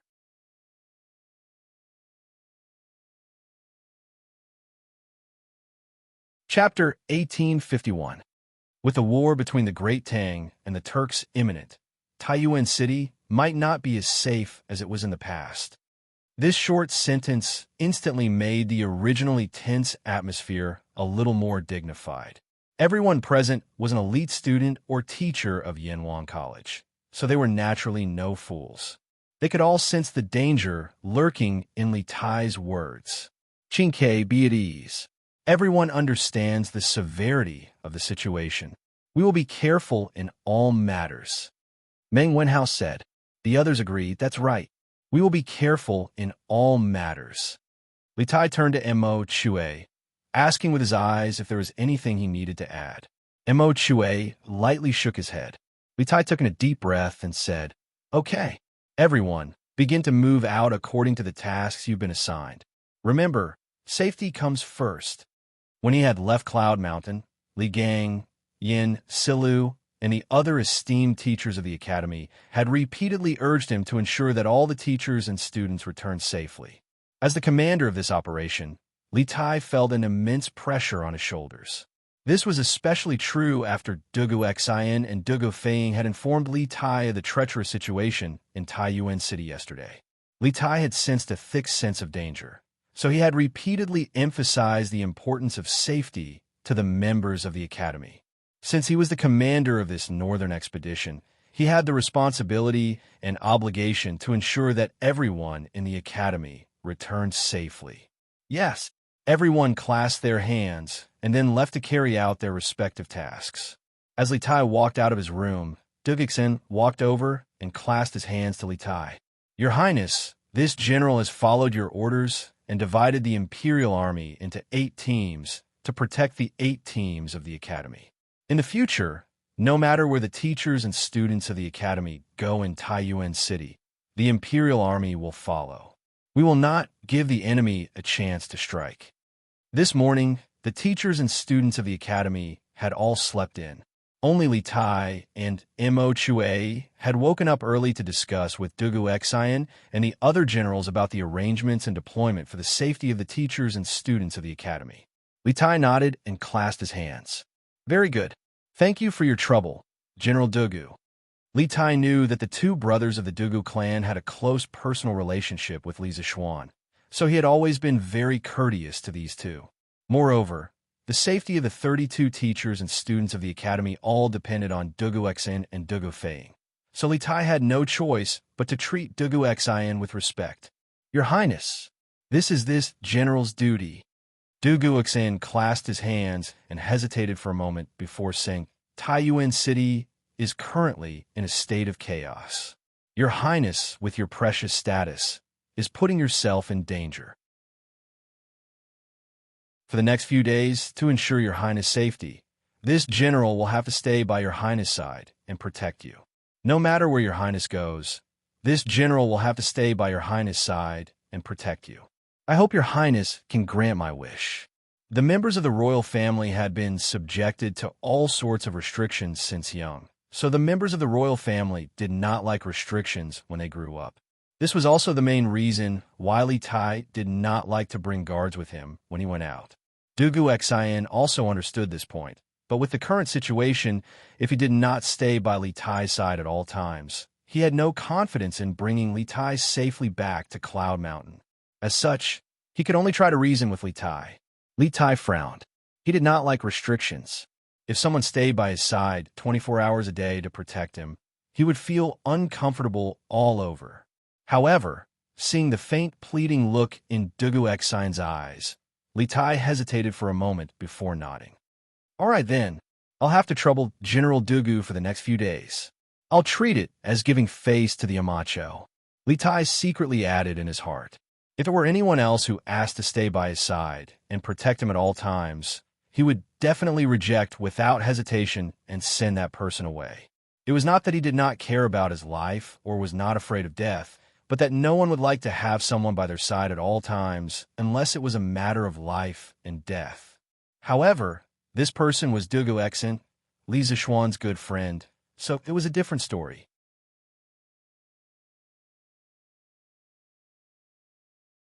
Chapter 1852. In the history of China, there were many famous temples in Taiyuan, such as Yongzhou Temple, Chongshan, White Horse Temple, Longquan Temple, Kaiwa Temple, Jingyin Temple, Bu-Er Temple, Mingxiu Temple, Qinfu Temple, Fuguang Temple, Puguang Temple, Tongzi Temple, and so on. However, most of these temples were built after the Tang Dynasty, or, to be precise, after the Zhenguan Temple.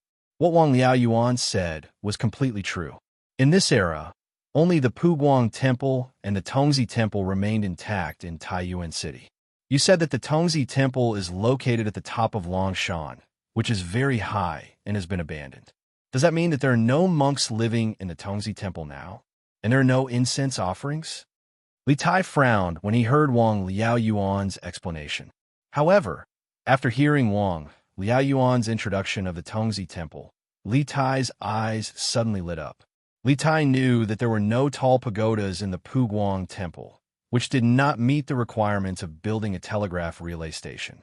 Even if there were, the abbot of the temple would definitely not allow Li Tai to bring people in to build a telegraph relay station. This was because the process of building a telegraph relay station, as well as the guards and logistics, would greatly affect the lives of the monks in the temple and the pilgrims who came to the temple to pray. After all, after the telegraph relay station was built, it would not be left alone. First, the technical staff would be responsible for the daily maintenance, and second, the army would be stationed there to protect the telegraph relay station from being destroyed by people with bad intentions. Although Li Tai was a prince and bore the emperor's orders, this action was related to the iron rice bowl of many monks in the temple.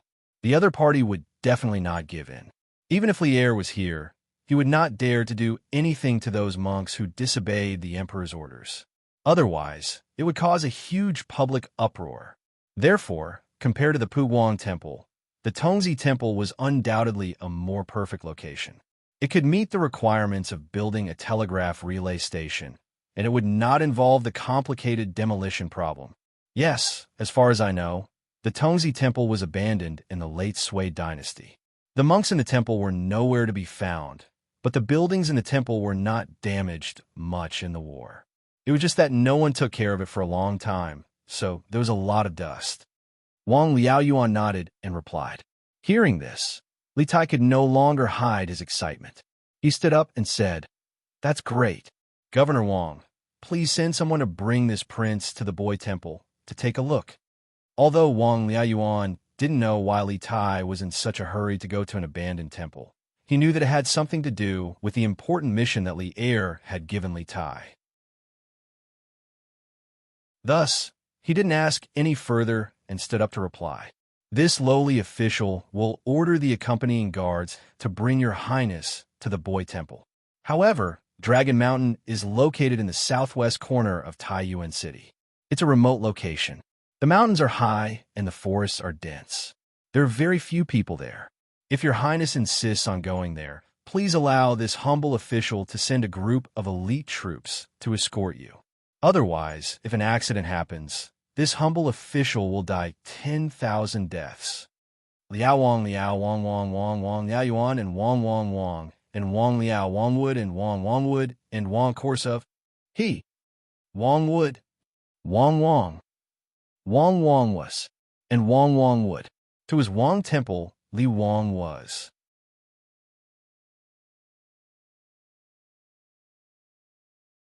Chapter 1853.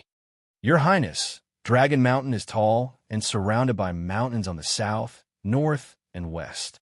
It's shaped like a dustpan. The trees on the mountain are lush and the environment is quiet. If you stand at the top of the main peak and look east along the Sulphur Ditch, you'll be able to see all of Taiyuan City. It's truly a place of beauty and beauty. It's said that when Zen Master Hongli traveled here, he saw a five-colored cloud of light shining from the ground. Within the cloud of light, there were 4 boys playing on the lotus seat, shaking the earth and causing rocks to crumble. On the shore, the image of Amitabha Buddha appeared, and the 3 jinn came to pay their respects. After Zen Master Hong, Li recorded this phenomenon. He reported it to the court and applied to build a temple here. Thus, the current boy temple was established. In the southwest corner of Taiyuan City, Li Tai, Qin Huayu, Meng Wenhao, Iron Egg, and the other Yinhuang College students were escorted by 300 Imperial Army soldiers led by Dugu Xian to the peak of Dragon Mountain. Standing at the top of the mountain and looking east, they could see the entirety of Taiyuan City illuminated by the morning sun. It was a dazzling sight. The provincial governor's guard sent by Wang Liaoyuan was now beside Li Tai, explaining to him with all his heart. You know quite a lot. Looking around, Li Tai was very satisfied with the environment. He couldn't help but praise the guard. When the guard heard this, he immediately beamed with joy and said, "Your Highness is too kind. This lowly one is a native of Sourcepeak Prefecture. I was born and raised here, so I naturally know more than others. This lowly one has been to the Boy Temple many times. Your Highness, please come this way. In front of you is the Buddha Pavilion of the Boy Temple, where the 3 sages of the West are enshrined." At this point, the guard pointed to the north and made an inviting gesture to Li Tai. It was a massive Buddhist pavilion with 2 floors. It was built against the mountain, and its scale was extremely grand. Dugu Xian gave a look to his left and right, and 2 groups of Imperial Army soldiers immediately filed out toward the Buddha Pavilion in the north.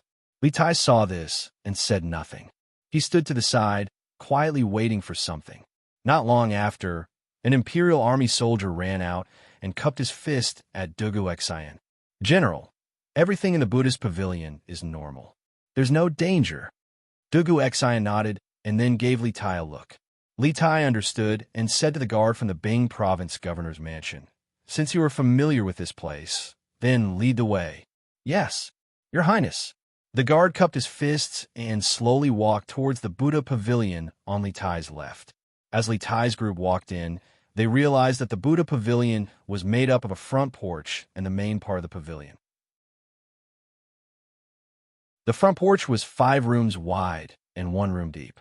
It was around 10 zhang wide and 20 zhang deep. There were 9 pillars, all of them in the shape of large lotuses. They were arranged in a north-south direction, and the lotus-covered part of the pillars was around 3 feet in diameter. The roof was made of stone, and the floor was paved with stone, but the rooms were made of square bricks. The main part of the Buddha Pavilion was around 10 zhang wide and 50 zhang deep. It was even more spacious than the front porch. The walls were built vertically with stone strips, and the northern part of the wall was built directly on top of natural rock. In the middle part of the wall, the door to the room was open. There were no carvings on the outside, but the inside was filled with carvings of 1,000 Buddhas. These Buddhas were of different shapes and sizes, creating a magnificent sight. Inside the Buddha Pavilion, the 3 saints of the West were carved into the cliffs: Amitabha, Guanyin, and Mahastemaprapta Bodhisattva. The 3 Buddhas were lofty, each more than 10 zhang tall. Just their heads alone were more than 20 zhang tall. These Buddhas were so dignified that one couldn't help but feel awe. This Buddha Pavilion is really magnificent. Just these 3 Buddhas and the thousands of Buddha carvings on the stone walls can be called a Buddhist holy land. It's a pity that it was abandoned and ruined because of the war in the Central Plains. After walking around the Buddha Pavilion, Qin Huayu couldn't help but sigh. Qin Huayu's mother was a Buddhist, and the Qin family had even built a Buddhist hall in the backyard. Under the influence of what he saw and heard, Qin Huayu more or less had a good impression of Buddhism, which was why he sighed. Hearing this, the others couldn't help but nod. In all fairness, although this boys' temple was a little dilapidated on the surface, the majestic buildings, Buddhas, and exquisite carvings in the temple all showed its former glory and how much effort the founder of the temple had put in. Could its intrinsic artistic value be covered by the dust in the temple? Whether it was dilapidated or glorious, now that we can use this Buddhist temple, we could be considered to have made the best use of it. Because he had spent a long time hanging out with Li Zixuan, a disciple of the Celestial Master Taoist sect, Li Tai was not interested in Buddhism. Hearing Qin Huayu and the others sigh, he said somewhat disapprovingly, "Qinke, are you planning to choose here?" Hearing Li Tai's words, Meng Wenhao's heart moved, and he asked aloud. When Li Tai assigned the task in the morning, he thought that it would take a lot of time to choose the location of the telegram relay station. However, he never expected that after just a trip to Dragon Mountain, Li Tai had the intention of finalizing the location. Wasn't this too smooth? However, although he was surprised, Meng Wenhao did not let down his guard. He did not say anything about the telegram relay station because there was an outsider here, the guard of the Bingzhou provincial governor's mansion. It was related to the success or failure of the academy's mission and the safety of the academy's teachers and students. Every one of them had to be extremely cautious, more or less. However, before I decide, I have to confirm some things. Li Tai nodded and responded to Meng Wenhao. Then he said to the guard of the Bingzhou provincial governor's mansion, "Is there another floor above this Buddhist pavilion?" "What's the floor above for?" The guard quickly replied, "Your Highness, I have been to the floor above. It's just a few meditation rooms. There's nothing special about it. It should be habitable after some tidying up." Li Tai nodded and said, "Good. I know. There's nothing for you to do here. You have done well. Go down the mountain and return to the city to receive your reward from Governor Wang." From the beginning to the end, he did not ask the name of the guard of the Bingzhou provincial governor's mansion because he did not need to know. "Yes, thank you, Your Highness." The guard was overjoyed as he quickly bowed to express his thanks. After saying that, he bowed to Li Tai and turned to leave the mountain.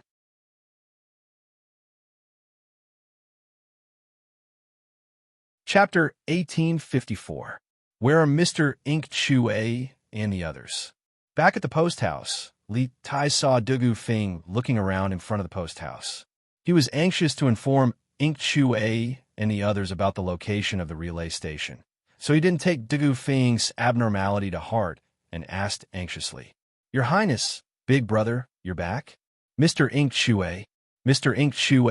and the others are packing up in the backyard.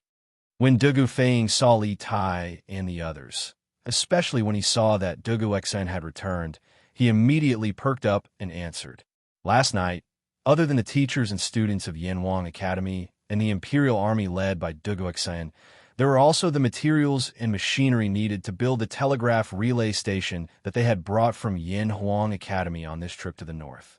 These things were all priceless treasures in this era and couldn't be bought with money. In order to ensure that there wouldn't be any mishaps and that the purpose of their trip wouldn't be revealed, these materials and equipment were allocated a courtyard to store in the courier station. Furthermore, there were specialized Imperial Army guards guarding it day and night. This prince will go take a look." Li Tai nodded in response. After saying that, he directly walked into the courier station. Dugu Xan didn't follow. Firstly, the entire post house was under his control, so he didn't need to worry about Li Tai's safety. Secondly, Dugu Feng's eyes clearly showed that something was wrong. This was something that Dugu Xen, who had been his brother for many years, could easily tell. "What's wrong?" After Li Tai entered the post house, Dugu Xen looked at Dugu Feng and asked calmly. Dugu Feng said anxiously, "Big brother, Provincial Governor Wang sent someone to the Wang family's ancestral home just now. He said that someone found the whereabouts of Zhu Xiecheng and Kong Chang'an. The Wang family has already sent people over." Dugu Xian was shocked and said, "What? The Wang family found the whereabouts of those two?" Dugu Feng scratched his head and said, "Yes. Provincial Governor Wang's people just came to inform me.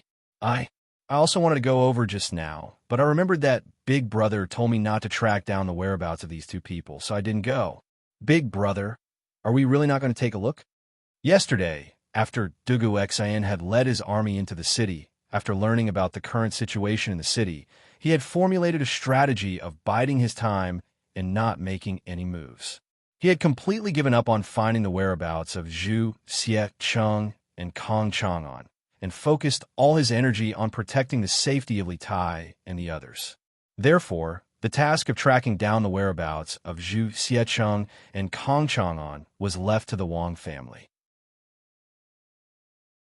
However, Dugu Feng was somewhat unwilling to give up because there were still many mysteries about Zhu Xiecheng and Kong Chang'an waiting for him to solve. If he didn't catch these two people, he always felt that something was missing in his heart. The reason why I didn't let you continue to investigate the whereabouts of Zhu Xiecheng and Kong Chang'an was that I didn't want to divide our forces. But now that the Wang family has found the whereabouts of these two people, we should naturally go and take a look. Perhaps we can really find some clues from these two people. Dugu Xian pondered for a moment and said unhappily to Dugu Feng. Although in Dugu Xian's heart, Zhu Xiecheng and Kong Chang'an were most likely two small shrimps and not the real leader of the spies. Now that the Wang family had helped them find these two people, there was no need for him to waste any more troops. Moreover, if these two people really did know something, then this trip would definitely not be a loss. Perhaps with the clues provided by these two people, they could follow the vine to the melon and catch the real mastermind behind the scenes. Good. The people sent by the Wang family told me that Zhu Xiecheng and Kong Chang'an are hiding in the basement of the 5th house on the east side of Shuan Square in the south of the city. I'll bring people there now. Seeing that Dugu Xian had agreed to go and check on the two criminals, Dugu Feng immediately said excitedly. Dugu Xian frowned because he suddenly realized that something seemed to be wrong, so he interrupted Dugu Feng and said, "You and the rest of the brothers stay here to protect His Highness. I'll go and take a look alone." Dugu Feng was unwilling and wanted to refute, but Dugu Xian glared at him sternly, so he could only reply in a muffled voice, "Yes, big brother." Dugu Xian nodded and asked an imperial guard to bring him out. He rode alone and sped toward the south of the city. "Commander, these two people are Zhu Xiecheng and Kong Chang'an, whom the master is looking for. They were hiding in the cellar in the backyard. However, when I brought people here, the master of the house had already disappeared. In the backyard of the 5th house on the east side of Shuan Square in the south of Taiyuan City, a thin young man dressed in black cupped his fists and bowed to another tall man dressed in black with a round collar. Grand Commander, this tall man in black with a round collar was Wang Chengwu, the Grand Commander of the Wang clan Shadow Guards. He could be considered a legend among the Wang clan Shadow Guards. At the age of 30, he had already reached the Grandmaster realm. With such talent, he could easily serve as a general in the Great Tang. Bai Qing, tell me, how did you find them? Wang Chengwu's eyes were like lightning. He glanced at Zhu Xiecheng and Kong Chang'an, who were tied up like dumplings, and then turned his eyes back to the thin man in black in front of him and asked in a deep voice. This Bai Qing was from the 2nd Division of the Wang family Shadow Guards, which was under the control of the 2nd Branch. Yesterday, the Wang family had sent out all their forces to look for the suspects, but they still could not find them. However, this Bai Qing easily found them, which made Wang Chengwu suspicious. Bai Qing's eyes flashed, and he hurriedly bowed and said, "Commander, I was patrolling Shuan Square this morning and saw that the door of this house was wide open. It was very unusual, so I went in to take a look and found that there was no one in the house. I was about to leave when I suddenly heard a noise from the backyard, so I went to the backyard to check. I didn't expect that there were people hiding in the basement of the backyard. After questioning, I found that these two people were wanted by the head of the family. I was worried that I couldn't deal with them alone, so I hurriedly sent someone back to the family to send a message to you." This guy's explanation could be said to be watertight, but Wang Chengwu looked at him suspiciously. After a moment of silence, Wang Chengwu waved his hand and said, take these 2 people back, and then go to the courier station to bring the accountant of the Chu ironware shop back to the ancestral house. Verify their identities. Yes. 4 warriors in golden armor came out of the crowd and dragged Zhu Xiecheng and Kong Chang'an, who were tied up on the ground. Wang Chengwu waved his hand and said, "Let's go back to the ancestral house." A group of people immediately took Zhu Xiecheng and Kong Chang'an out of the house. Bai Qing followed behind, and a trace of excitement and greed flashed in his eyes. He muttered to himself, "The head of the family gathered all the forces to arrest these 2 people, which means that these 2 people are very important, and the one who caught them is me, Bai Qing. I'm rich. I'm rich. Ha! The head of the family will definitely reward me a lot this time." In fact, the situation was not like what Bai Qing said just now. Bai Qing was indeed ordered to patrol Xuanren Mill in the morning, but just as he walked into the gate of Xuanren Mill, an arrow was aimed at his face. Although Bai Qing had some martial arts, he could not dodge this sudden arrow with his kung fu. Just as Bai Qing closed his eyes and shouted in his heart, "I'm going to die," the arrow did not pierce his head. Instead, it was an inch away from his ear. With a bang, it was deeply nailed to the wall.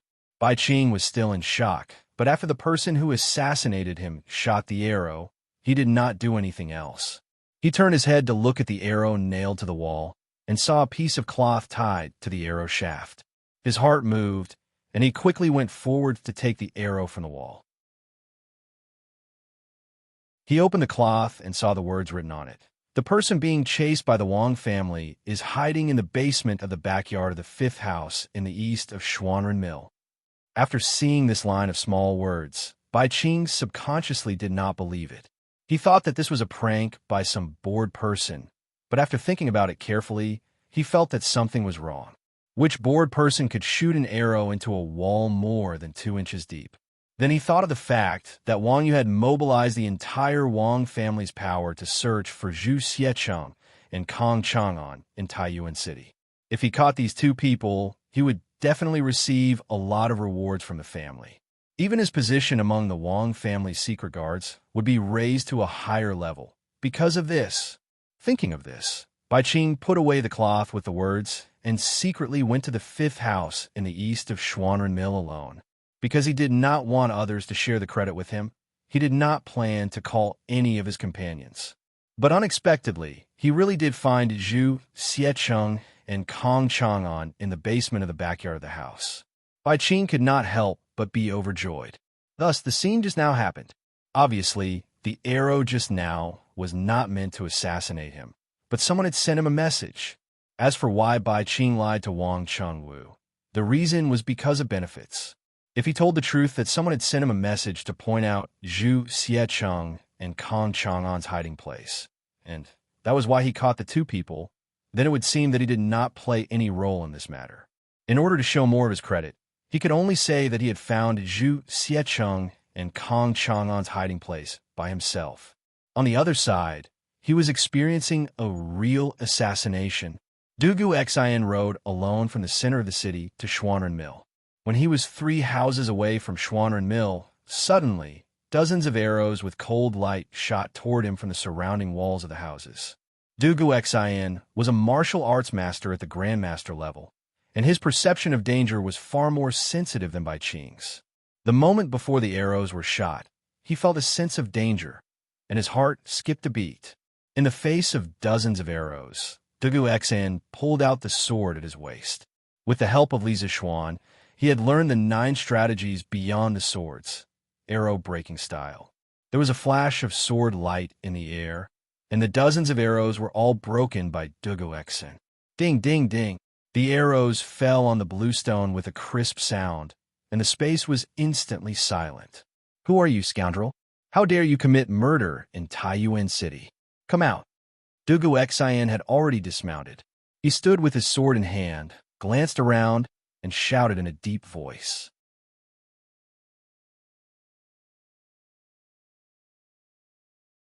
Chapter 1855. Taiyuan City, on the streets outside Wenchang Square, was dead silent. Dugu Xian, alone with his sword, was holding his breath as he faced off against the air. Just a moment ago, dozens of glowing arrows had been shot at him from the walls around him.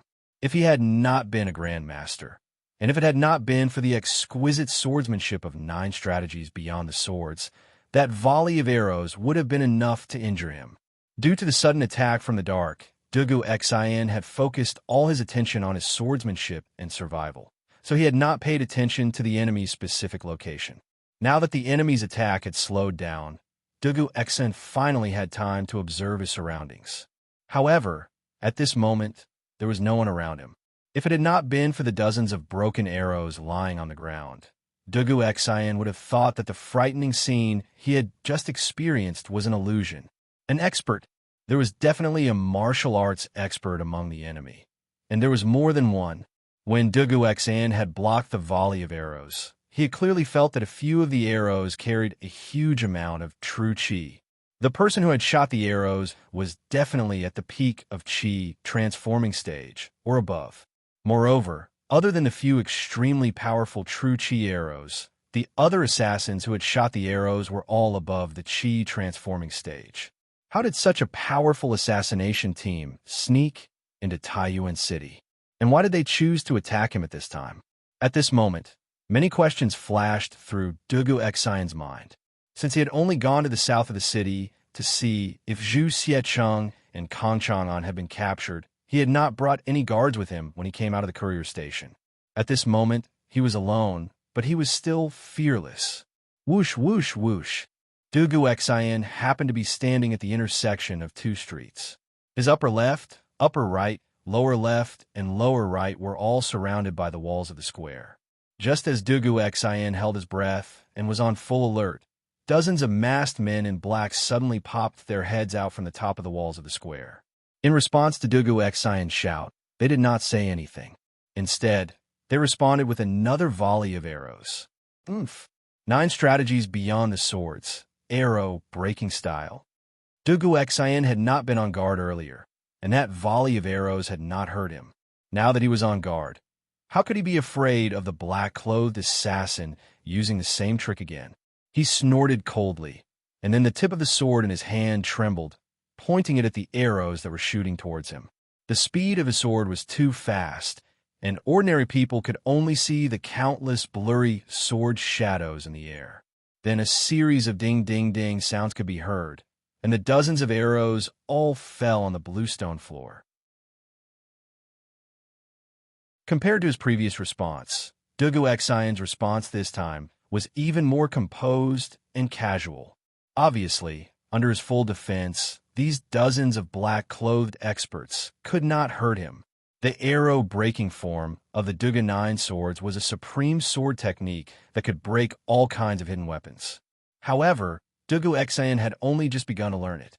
If he had mastered the Dugu 9 swords, not only would he be able to resolve the danger he was in, he would also be able to deflect the enemy's arrow and use it to injure the enemy.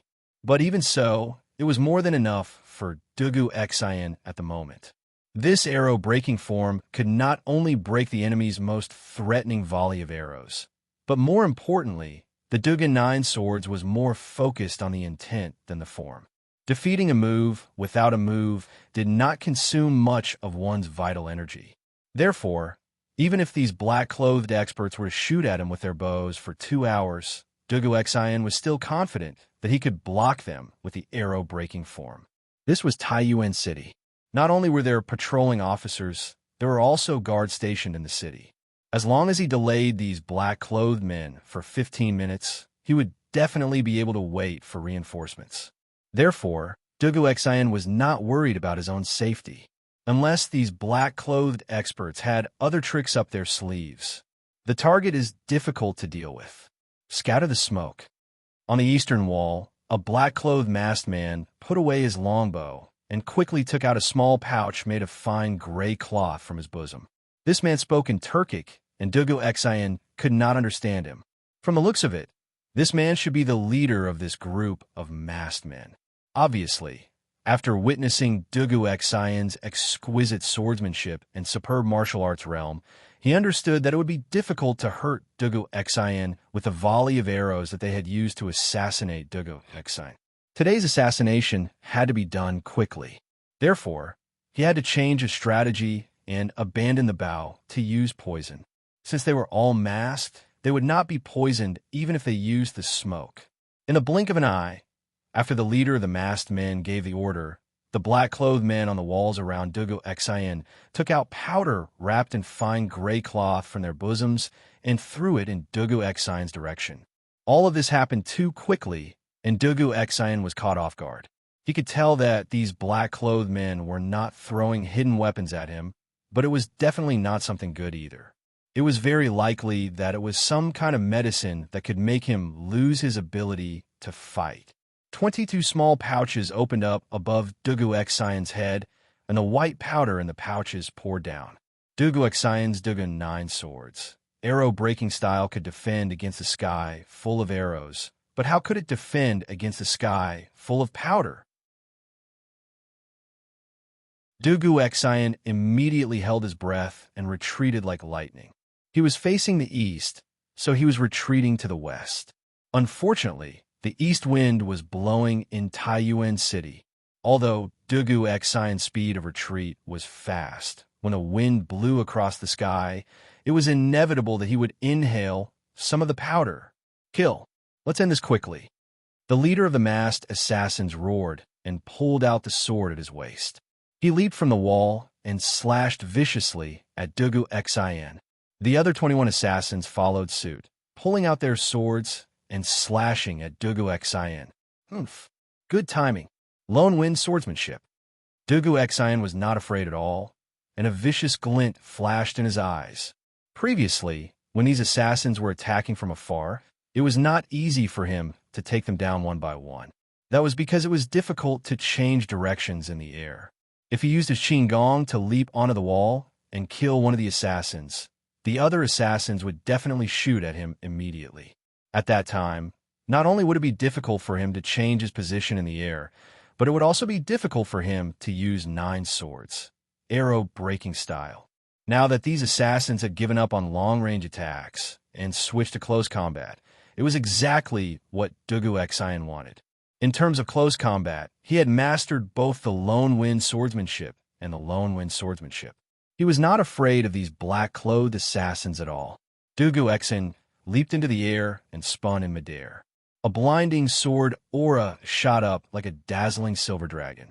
Pure and arrogant sword intent filled the entire alley.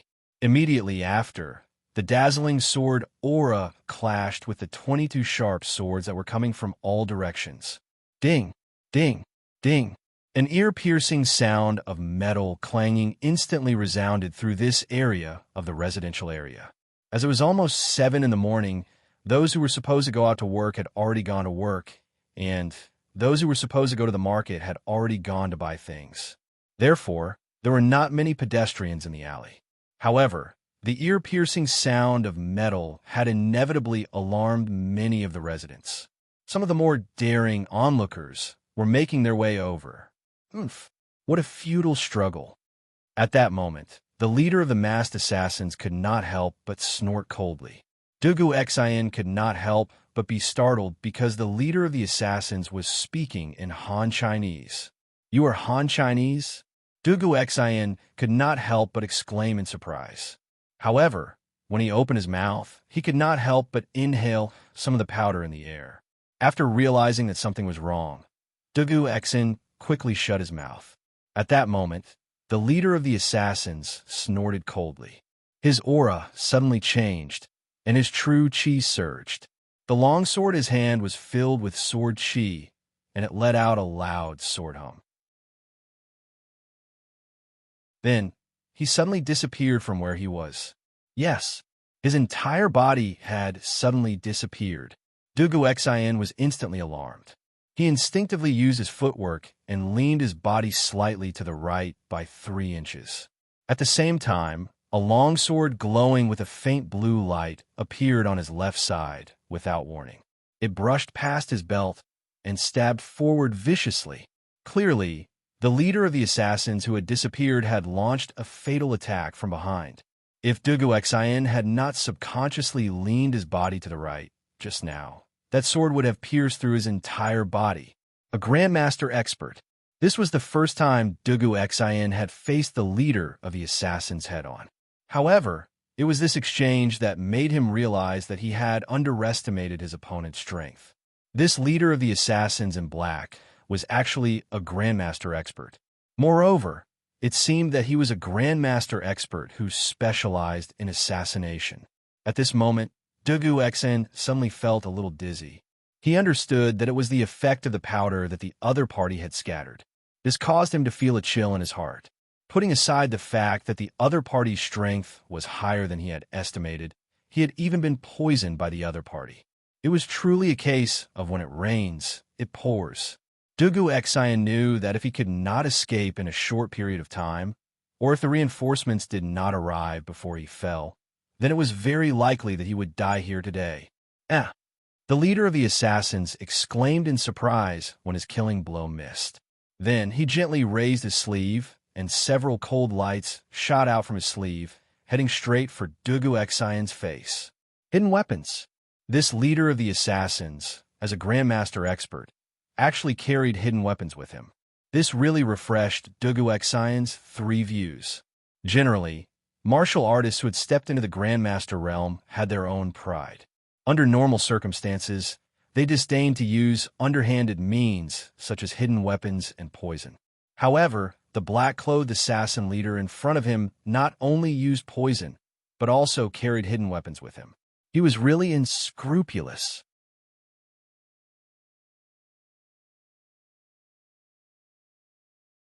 Chapter 1856. Grand Commander? Grand Commander, bad news. Bad news. General Dugu, who entered the city yesterday, was attacked by a group of black-clothed, masked assassins in the southern alley. The secret guard of the Wang family, who had run out from the place where Dugu Xian and the black-clothed assassins were fighting fiercely, had just passed through 2 houses when he ran into Wang Chengwu, who was escorting Zhu Xiecheng and Kong Chang'an back to the Wang family's ancestral home. He was startled at first, but then he hurried forward and cupped his fists. What? You're saying that someone tried to assassinate General Dugu in the city? Wang Chengwu was shocked when he heard this, and he hurriedly waved his hand to signal for the troops behind him to stop.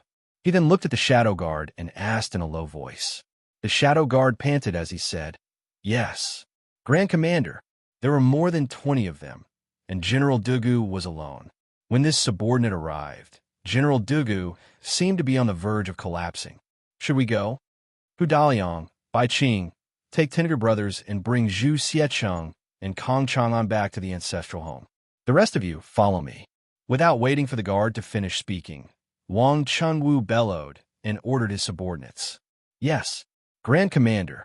A round-faced man with a full beard and Bai Qing hurriedly responded in unison. With that, the 2 of them called over 10 Wang family shadow guards and brought Zhu Xiecheng and Kong Chang'an back to the Wang family ancestral home.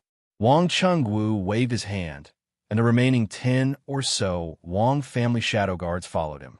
Under the lead of the shadow guard who had reported earlier, they galloped wildly in the direction of the battle between Dugu Xian and the black-clothed men. As Wang Yu's trusted aide, Wang Chengwu naturally understood Wang Yu's current attitude toward the imperial court and the imperial family. He also knew why the Wang family's forces, both on the surface and in the shadows, had mobilized in full force yesterday to search for 2 businessmen who had nothing to do with the Wang family. It was precisely because of this that Wang Chengwu had made the decision to rescue Dugu Xian without any hesitation the moment he heard that someone had tried to assassinate him. Putting aside the fact that the Wang clan had mobilized all its forces yesterday mainly because Dugu Xian's younger brother, Dugu Feng, had personally come to Wang Yu's door to ask for help. Given the current relationship between the Wang clan and the imperial court, Wang Yu could not possibly sit by and watch as the commander of the imperial army was assassinated in the Wang clan's headquarters, Sourcepeak City, was assassinated by an unknown group of people. If something were to happen to Dugu Xinjin in Sourcepeak City, the Wang family and the officials of Sourcepeak City would face endless trouble. Therefore, there was no need to report this matter to Wang Yu. Wang Chengwu could guess Wang Yu's attitude. Most importantly, There was no time for him to return to the ancestral home and report the situation to Wang Yu. On the other side, at the post house, after Li Tai returned, he immediately gathered everyone in the academy and informed them of everything he had seen on Dragon Mountain in the morning, as well as his decision to set the location of the telegram relay station at Dragon Mountain Boy Temple. After understanding the general topography of Dragon Mountain Boy Temple, the academy's teachers and students, including Mo Chue, unanimously agreed that the telegram relay station should be built on Dragon Mountain. At that moment, Li Tai led the members of Team 5 and Team 6 with measuring tools and prepared to go up the mountain for a field survey. Mo Chue also followed. He also wanted to see the terrain and discuss with Li Tai the future construction plan. After leaving the post house, Li Tai did not see Dugu Exine. There was only Dugu Feiying and the Imperial Army guarding the door. Li Tai couldn't help but frown. He went up to Dugu Feiying and asked, "General Feiying, where is General Dugu Exine? Didn't he come back with me just now?" Dugu Exine had already told Li Tai about Zhu Xiecheng and Kong Chang'an before entering the city yesterday, so Dugu Feiying had nothing to hide. He told the truth. "Your Highness, I just received news that the Wang family shadow guards found Zhu Xiecheng and Kong Chang'an's whereabouts at Schwanner Square in the southeast of the city and were preparing to capture them. After my brother heard about it, he went alone to check it out. You should be back soon." Zhu Xiecheng, Kong Chang'an. I heard that the Wang family had been looking for these two for almost an entire day yesterday, but they couldn't find their whereabouts. How did they suddenly find them today? Hearing this, Li Tai frowned and muttered to himself suspiciously. Now that the situation in Sourcepeak City was treacherous, Li Tai had become paranoid. He subconsciously felt that something was wrong, but as for what was wrong, he couldn't put his finger on it. Dugu Feiying's ears were sharp, so he naturally heard Li Tai's muttering. However, he could only pretend that he didn't hear it, because he couldn't answer this question. "Did you just say that General Dugu Exine went alone?" Suddenly, Li Tai raised his voice and asked Dugu Feiying. There was a faint nervousness in his expression. Dugu Exine was the strongest fighting force in the Imperial Army, and he was also the brain of the Imperial Army. If something happened to him, it would be almost impossible for the people from the Academy to complete their mission and return safely to the Academy. Therefore, Li Tai couldn't help but feel nervous when it came to Dugu Exine's safety. Dugu Feiying chuckled and said, "Your Highness, you don't have to worry. My brother is now master. No one in Taiyuan City can hurt him." As Dugu Exine's younger brother, Dugu Feiying had full confidence in Dugu Exine's personal strength.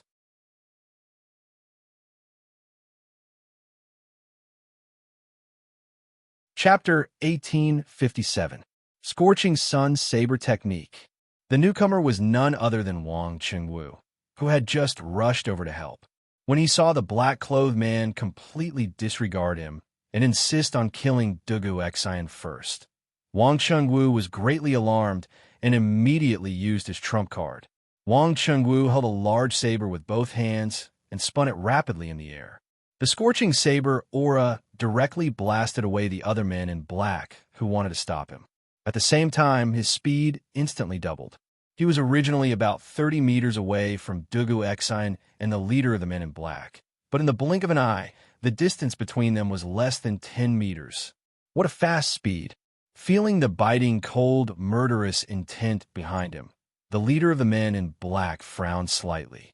He could not help but be secretly surprised by Wang Qingwu's extreme speed. Even when he was in his best condition, he could not reach such a fast speed, let alone when he was fighting with Dugu Exine earlier. Not only did he expend a lot of vital energy, but he also suffered some minor injuries. At this time, he had to make a choice. Should he continue to swing his sword to kill Dugu Exine, or turn around to block Wang Qingwu's swift and domineering saber? If he continued to kill Dugu Exine, by the time he stabbed his sword into Dugu Exine's throat, Wang Qingwu's saber would be close to his back. He would not be able to block it in time and would be seriously injured or even killed. If he gave up on Dugu Exine and turned around to block Wang Qingwu's attack, he was confident that he could withstand Wang Qingwu's saber. However, if he did so, Dugu Xian would be temporarily spared from death, and there would be many more variables in this assassination attempt. It was a difficult choice, but there was not much time left for the leader of the men in black to consider, because Wang Chengwu's saber was about to arrive. Concentrate all your strength and kill Dugu Xian first. At this critical moment, the leader of the black-clothed men did not hesitate. Almost instantly, he made a decision.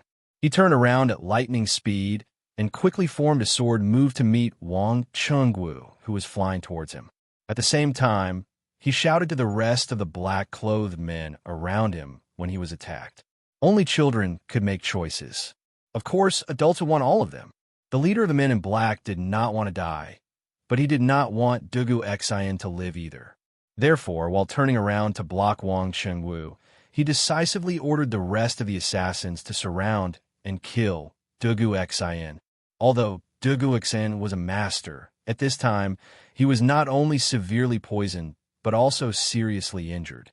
Any warrior in the Qi-forming realm could easily kill him, not to mention that there were at least a dozen assassins in the Qi realm around Dugu Xian. Under the joint attack, Dugu Xian would die. Therefore, the leader of the black-clothed men did not hesitate to turn around and block Wang Chengwu. You don't know your own strength. Seeing the leader of the men in black block with his sword, Wang Chengwu's eyes flashed with a trace of contempt and ridicule. He snorted coldly and pushed the genuine qi all over his body to the extreme. Suddenly, the temperature in the space around him rose sharply. The leader of the men in black was the closest.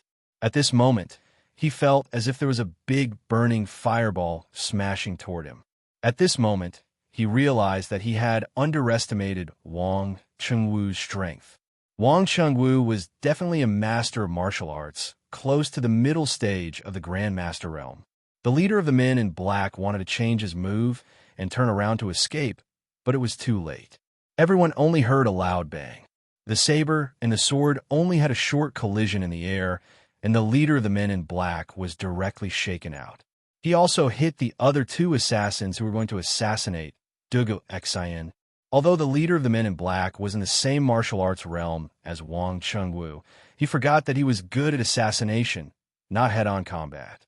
Wang Chengwu, who was flying toward him, was very aggressive with his genuine qi and saber skills. Obviously, he was good at head-on combat. The leader of the men in black was using his own weakness against his opponent's strength. The outcome had already been decided before the fight. It had to be said that the previous battle with the drug Dugu Xian had given the leader of the black-clothed men a misconception that his direct combat strength was also very strong. However, he had forgotten that Dugu Xian had been drugged at that time and had been relying on his strong willpower to stay awake. His strength was also much weaker than before, and there was no way he could beat Dugu Xian at his peak. Protect General Dugu. Try to keep one of these assassins alive. Wang Chengwu, who had shown his great power with one strike, did not stop. He swung his saber diagonally and split the two assassins who were surrounding him. He let out a loud cry and then rushed forward like lightning, trying to save Dugu Xian, who was struggling under the siege of the men in black.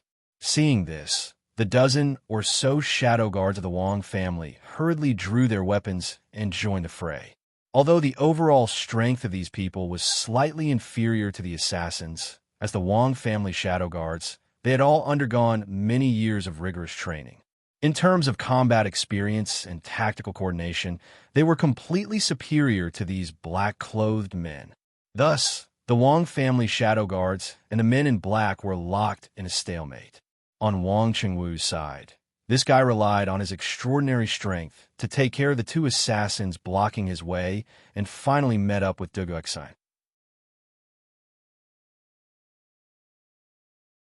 As for the leader of the black-clothed men, the assassin, he didn't dare to face Wang Chengwu head-on.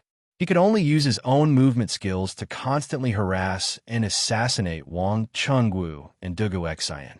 The scales of victory were slowly tipping in Dugu Xian's favor. General Dugu, how are you? Wang Chengwu asked Dugu Xian, who was barely standing behind him, during a break in the battle. I'm fine. Dugu Xian's sword was planted on the ground as he struggled to support his body. At this moment, not only did he want to sleep, but his eyelids were also struggling. He also felt that his vision was turning dark, and his physical strength was rapidly depleting.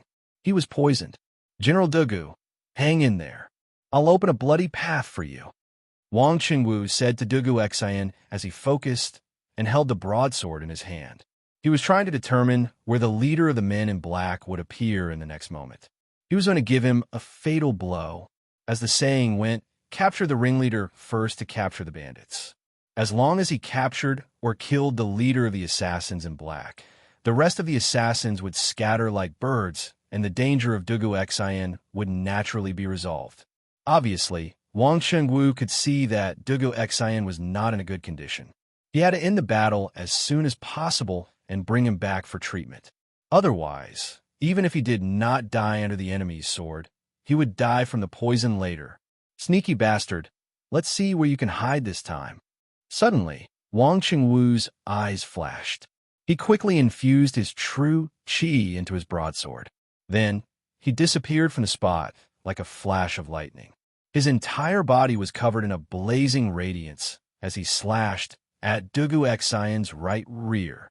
You're tuning in to the Warrior Lore YouTube channel. Don't forget to subscribe and join us on this journey to catch the most captivating stories.